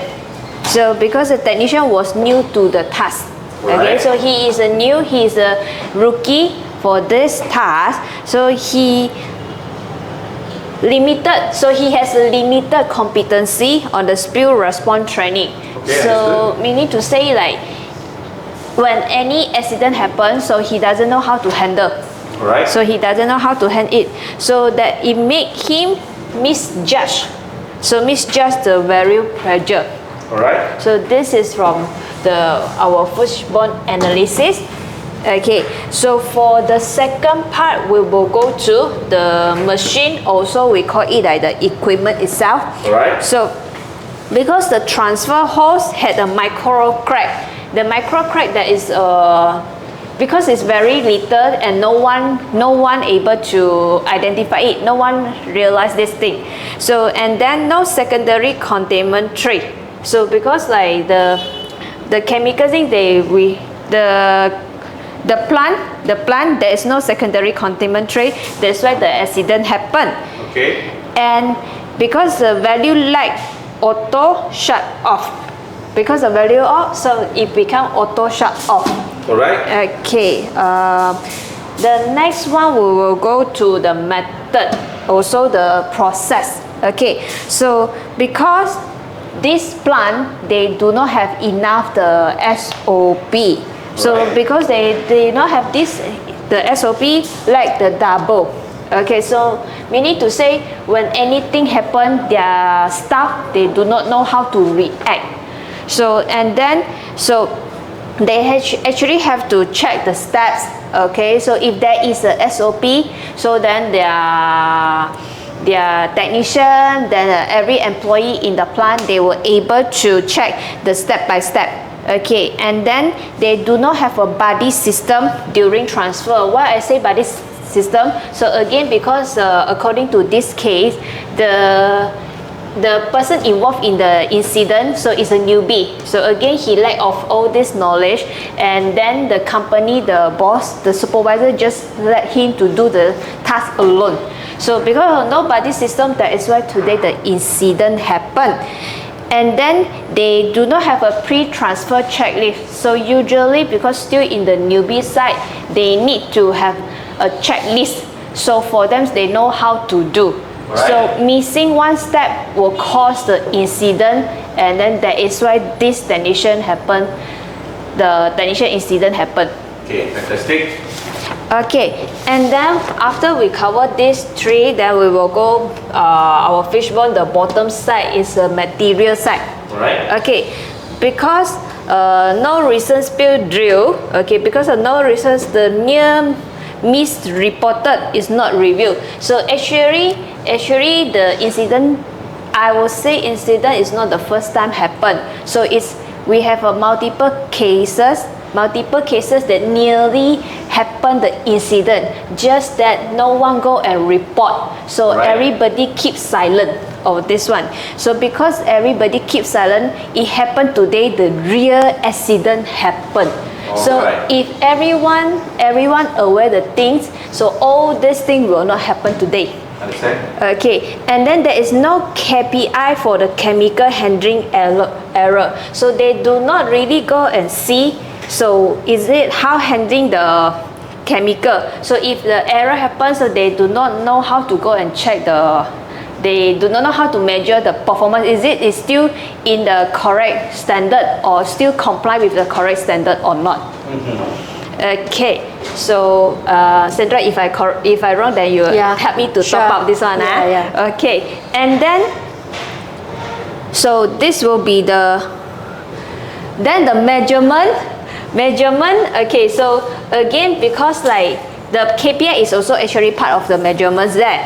So then the factory, the plant, the supervisor, they really have to go and have a clear all this kind of thing, the SOP, everyone. So then they will have to follow and always go and check their SOP. Is it still comply with the really the recent standard or not? Alright. Okay, and then go to the environment. So in this incident happened because of the chemical spill, and in the surrounding the areas there, the environment in the factory is a poor ventilation. So can you imagine? So the guy happened the chemical spill, and then the chemical is just disposed, it just exposed in the air, in the free air. So this means it's polluted. Yeah, it's polluted, but then because unfortunately the factory also do not have a good ventilation system, that's why it's not only affect that technician. I would say actually this accident affect the majority, or I could say the whole plant employee. Great. Okay, and then their flow is directed spill the outwards. So and then because of their flow is not that kind of the proper, they do not follow the standard one. That's why the very easy for the chemical to pour that to spill out. They spill out and then become a slippery, and then that's good. After that, okay, and then because the environment also in the high noise, because there are a lot of plant and machinery is running, so then the noise level and will mark the warning sign. Let's say for example, so like for this technician, actually because he is a newbie, there is a senior that already aware, he nearly make the chemical spill out. Yes, but then because the senior just shout at him, because of the noise in the surrounding, he can't hear. Alright. So he can't hear, so all this kind of thing, they make this technician happen, this incident today. Okay. Okay, yeah. So proceed. So how about the action taken? okay, so according to the hierarchy of control that we learned from doctor just now. So the level of control, so if we apply from the first one, elimination. Right. Okay, so what kind of action we have to do? So automate the solvent transfer to remove the manual handling. Okay, so meaning to say do not use the people to go and handle the high risk chemical. And chemical, everybody know that this is very dangerous, the hazard substance, so should not use the human go and manually handle. Okay. Okay, so and then let's go to the level 2. Okay, substitute.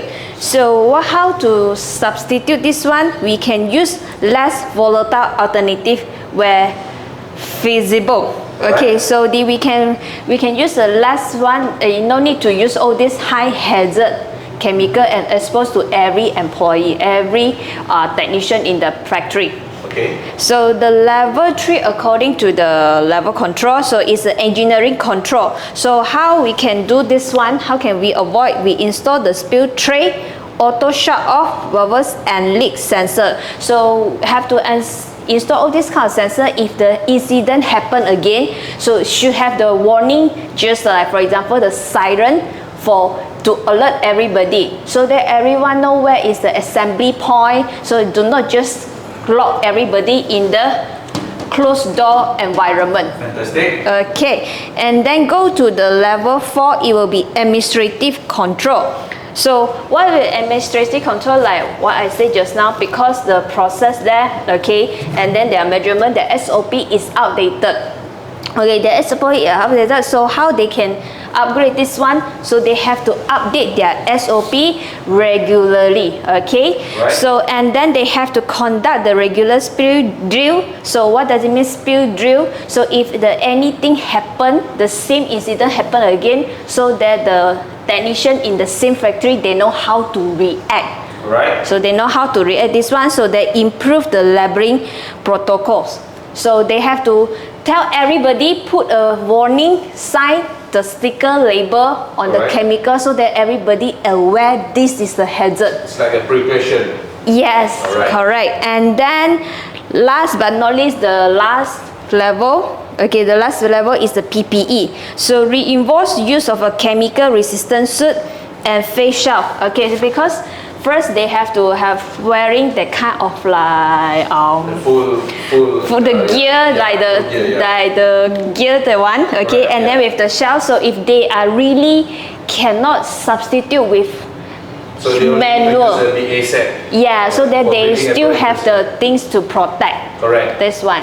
Yeah, that is all from our part, from our team. Great. Do you have any question? Absolutely great. Thank you, Sandra and Winnie. Yeah, sure. Alright. Thank you. Alright guys, so we complete the fishbone Ishikawa video.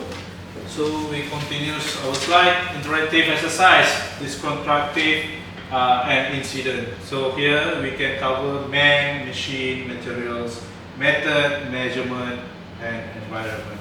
For the man, when the individual involved properly trained for the task, was fatigue, stress or distraction a factor? where roles are responsibility clearly defined, did communication between team members break down? So this is the question we need to ask, okay, for the pupil. And then for the machine, we need to ask, we not ask the machine, we need to ask the pupil who conduct or who use the machine, right? Was the equipment functioning as intended? Were there any recent breakdown, malfunctions or maintenance delay? Okay, was the right tool used for the job? Were safety features or alarm bypassed or ignored? Right? And then materials. We need to ensure that what type of materials we use.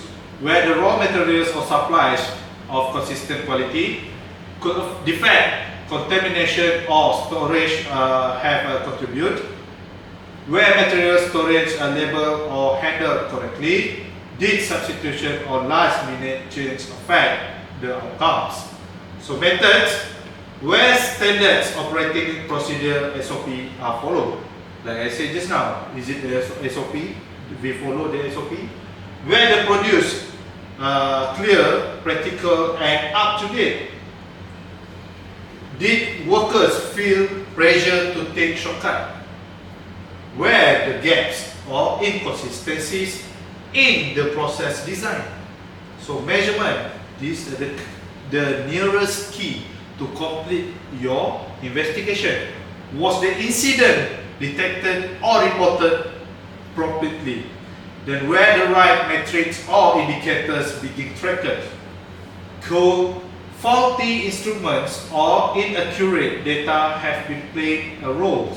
Was feedback from inspection or audit acted or not? Alright, and then environment, did noise, lighting, temperature or weather condition contributes? Is also including your parameters, right? Where the workspace organized and ergonomic safe? Where the culture or organizational pressures influence behavior? Did external factors like contractor, supply chain issue, and then is it the play role of the affecting the environment? Okay, collaborative analysis uncover the why, right? So instruction, work together to brainstorm potential cause for the incident and categorize them under the fishbone diagram sections. So let's recap our key learning here. For today, we already covered for risk assessment is a critical component of safety, right? The risk metric help prioritize action.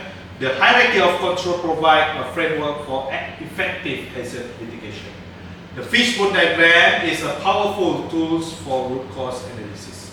So remember guys, whenever we want to do the incident or accident reporting, what we want to ensure that is 5W1 method. What else? We already covered 3. We need to cover 5W1 method.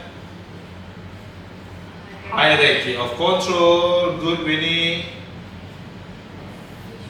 Fishbone analysis, great. Fishbone analysis or Ishikawa.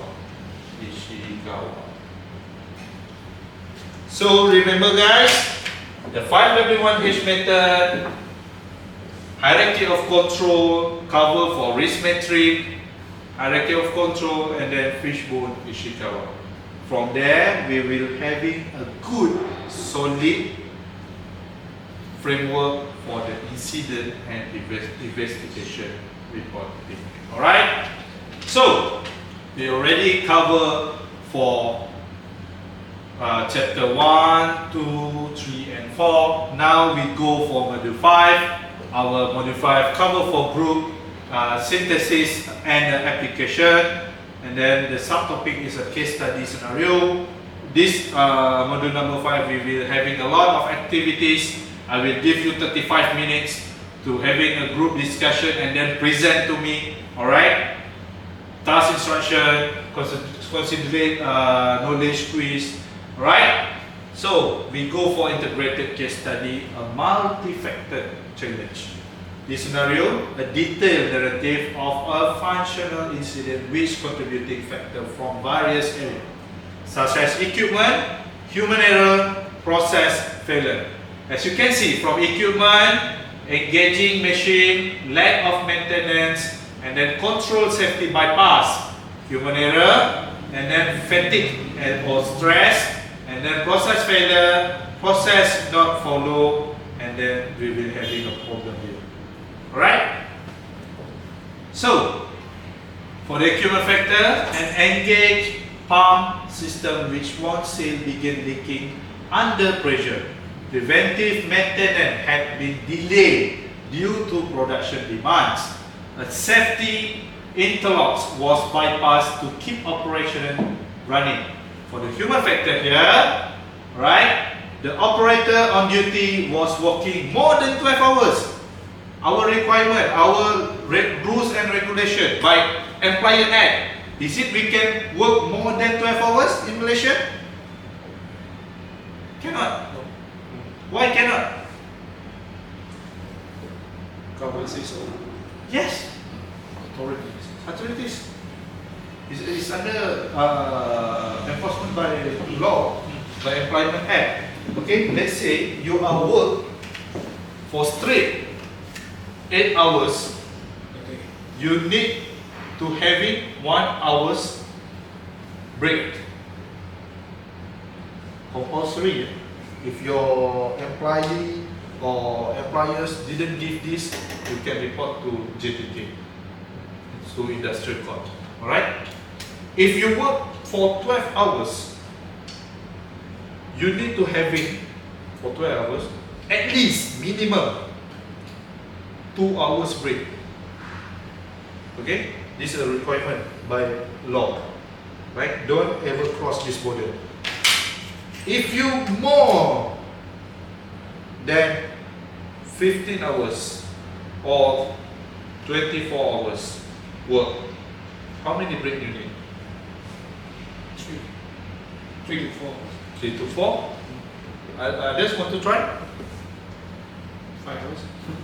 5 hours? Could be more, I think. Okay? The answer is 4. Alright? Why? For these 8 hours need 1 hour's break. Because our body need a rest. Even you just sit down in front of the laptop, you just key in the data, but still your brain need a rest for 1 hour.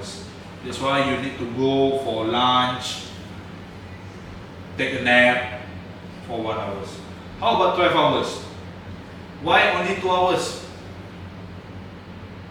Because from the 8 hours here, we already get for 1 hour. The remaining, like the OT, all that, we need to having extra hours for rest. That means 2 hours. How about 15 hours to 24 hours? We need 4 hours break time. That means we need to take time, maybe 2 hours, 2 hours, or 1 hour, 1 hour, 1 hour, 1 hour. Total is 4. Okay, got it?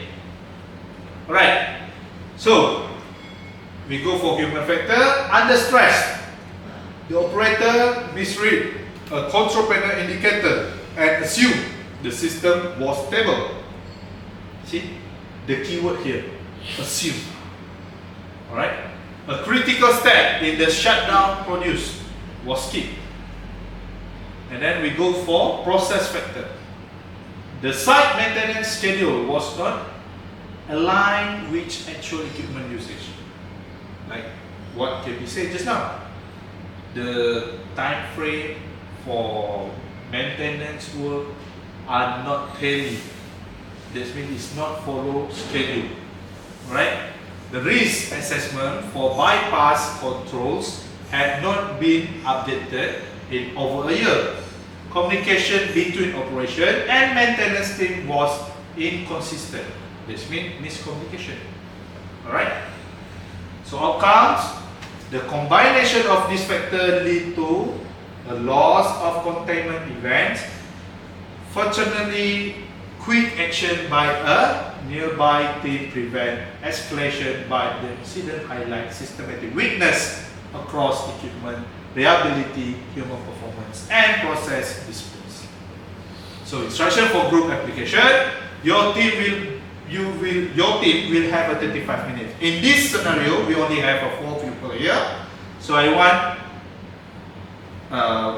4 of you in one group, not one group 2 person. Okay, one group 4 persons. All right.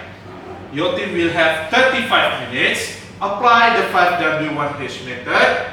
Conduct a fishbone analysis. Propose control measures using the hierarchy of control. Develop a primary action plan. Any question before we start? No. No?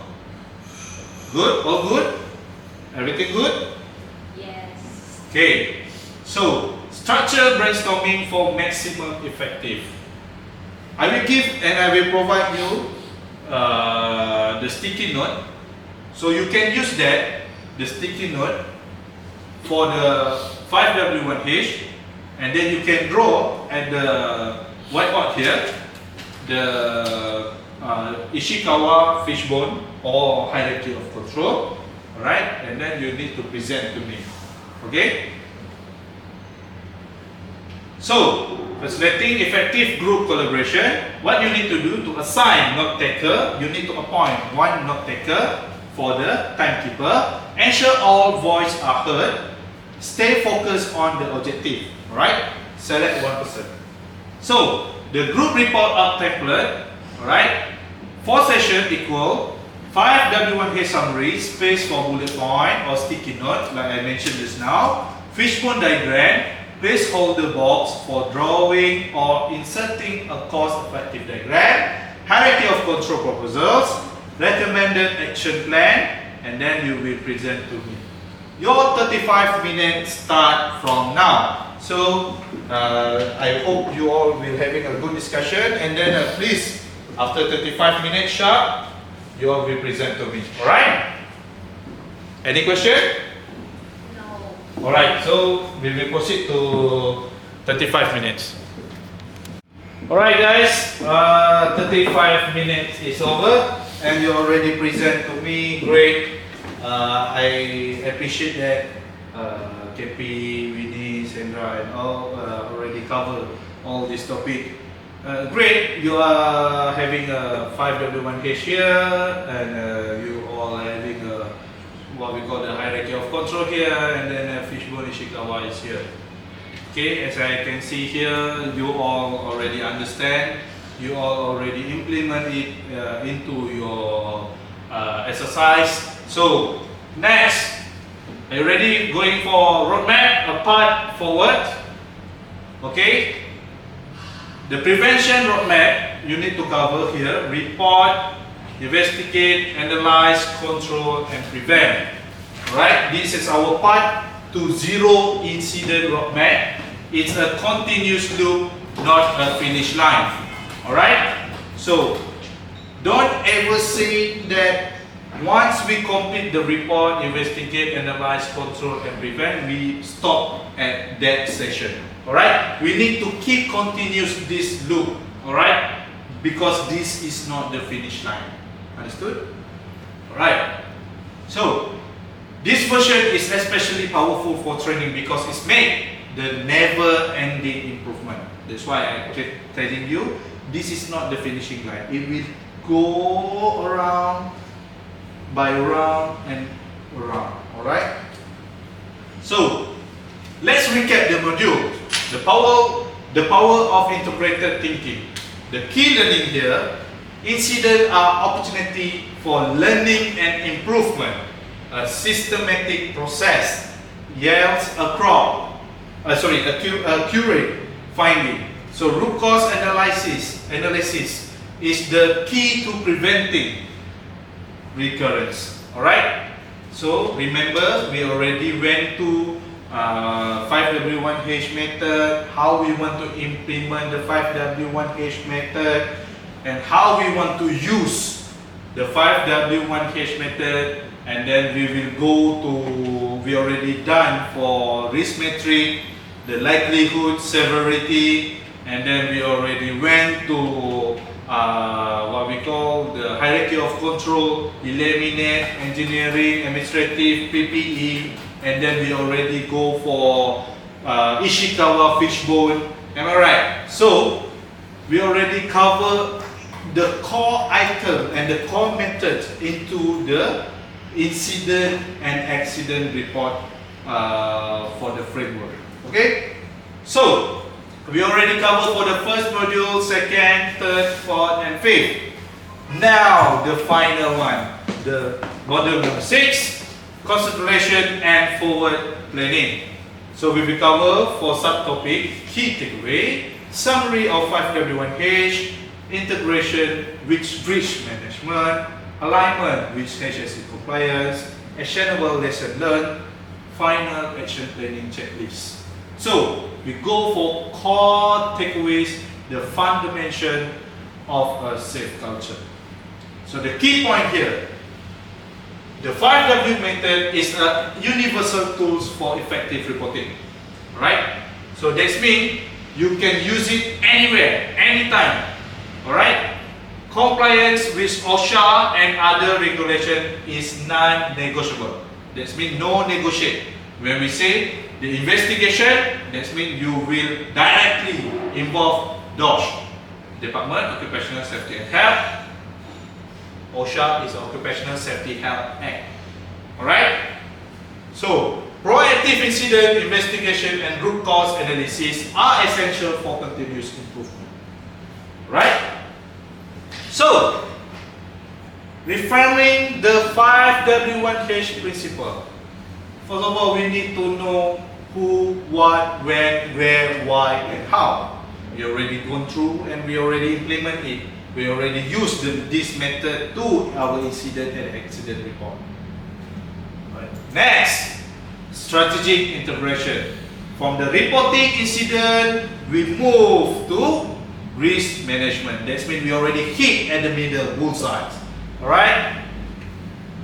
The roles of reporting the HSE compliance. Professional reporting ensure legal adherence, protects the organization, and demonstrate a commitment to employees' well-being. So, guys, remember, as an investigator, as a what we call as the legal compliance, we not only cover the workers, we also cover the businesses. We also protect the fund, the value, the reputation of your business. Alright? No such thing, and please stop for mindset of safety is expensive. Okay? Safety is not expensive. Safety, HSE, especially health, safety, environment, is compulsory for each nature of the business. Alright? So remember, when go for the compliance, make sure you have a record the fact, verify accuracy, submit promptly, and then we need to follow up. Remember the cycle? Remember the secret weapon PDCA just now? What is P? Plan. D? Do, development. C? Check. The last A? Act. Action. So here, the same. Record, verify, submit, and follow up. Alright? So, your call to action, be a safe leader. So commit to a safety. Always report incident, no matter how minor. Don't keep quiet. Don't always keep follow what your bosses say. No need to report. Because we want to taking care of our reputation. No. Because anything happen, who the one who taking care of the compliance on one organization, he the one who need to facing the legal. Then only follow by your bosses. Because your boss is already upon you to taking care your the company compliance rules and regulation. So that means it's your responsibility to ensure that all is in place. Alright? And the most important thing, when you facing the cases, like you facing the scenario, like your bosses say, don't ever report this case because it will involve and it will affect our reputation. Don't ever follow that. Because why? Because the one who will facing the fine and prison is not only your boss. but you as the compliance practitioner and the compliance worker. Alright? So next, utilize the 5W1H. Apply this method as a first step in every investigation. Remember, use the 5W1H method no matter what, no matter scenario. Either the scenario is a minor cases or the major cases. Please use it as your routine method in your life. Either you are investigator or not, you still can use the 5W1H method. Alright? Next, lead by example. Be an advocate for a proactive safety culture in your team. Okay, be a leader, be an example, be someone who can guide to your workers or to your colleagues at your workplace. Alright, your post-training action plan. So remember, DOSH stand for Department of Occupational Safety and Health. Implement learning immediately, and then we go immediate action, submit within 24 hours, follow up, report, serve incident promptly. So immediate action, implement the learning immediately. The goal is to submit a comprehensive report within 24 hours. When you're facing a cases, when you're facing an incident or accident, what you need to do? 24 hours. You need to send the report. And then need to follow up. Ensure all self-injury and fatalities are reported to DOSH. DOSH, Department of Occupational Safety and Health, within the mandate timeline. So we have 24 hours, we have 2 days, we have 4 days, we have 7 days, we have immediate. So please open www.jkkp or dosh.gov.my. Okay, I will write down here, so easy for you to find out. Alright, trust me, it will help you a lot. Okay, www.dosh.gov.my. Alright, please open this website. Okay, if you want to download the template of the reporting. Alright, if you want to open the rules and regulations act, if you want to find within how many days you need to submit the report regarding on the actual incident or accident, please refer to Department Occupational website. Alright? So prevention, use the finding to update SOP and implement corrective action. Like I said just now, when we having a SOP, don't keep it at your cabinets. Make sure all your workers know and understand what the SOP stands for. Standard Operating Procedure. All the standard operating procedure have their own characteristics. So ensure that each worker are measured in that SOP. Alright? Must have a training and must have a refreshment course of training. So, a moment of reflection. What is the one thing from today's session that you will immediately apply when you return to workplace? Think of it as your first step on the prevention roadmap. Anyone? The first thing what you can do tomorrow when you going back to your workstation, when your office, what you can do from what we learned today? What you can implement? I think for me, I will just list out the clear SOP so that like everyone aware of this kind, the SOP, because like people can't do without SOP. Great, nice. How about you, Sandra? I feel I will invite you to be the speaker for my company. Okay, great. Then for us, we will encourage a culture to take caution on this, especially like just now you have shared about taking our own health and enough sleep and all the steps. Yes, definitely, because you need the proper trainer to be train your workers, to be train your team, I mean your organization, to become more effective on what they are doing.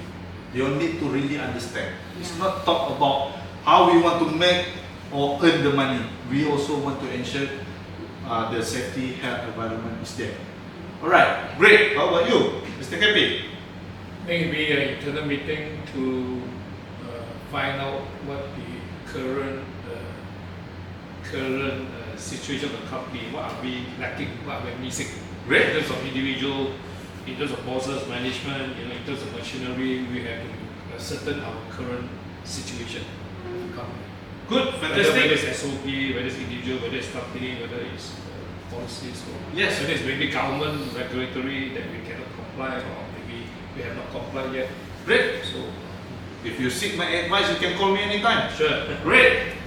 So, So for me, I think I studied using the 5W1H to analyze the emergency incidents. alright, great, nice.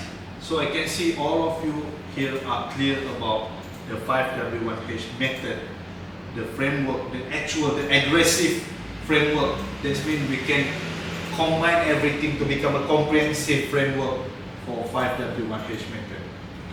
So guys, I need your help. Your feedback is invaluable. So we are committed to continuous improvement. Please take a moment to complete our feedback. As you can see on top of your table here, alright, you have an evaluation form. Please fill up the course title for today. Facilitator is my name, venue, this place, alright, date, and then please give a grade for me. Follow the course quality, training experience, performance facilitator, overall rating, recommendation, suggestion, and if you have any suggestion you can fill in, and then please don't forget your full name here and then your signature. Right? So I'll open forum, question and discussion. Anyone? I'm happy to open the floor for any question you may have. You can ask any question. No? Great. How about you guys? Don't have? Alright, fantastic. So I hope each of you get all the informative valuables topic in the 5W1H method. I hope each of you participate and you can bring it into your office and implement it inside your working nature. So guys, thank you so much. Thank you for your valuable time and active participation today.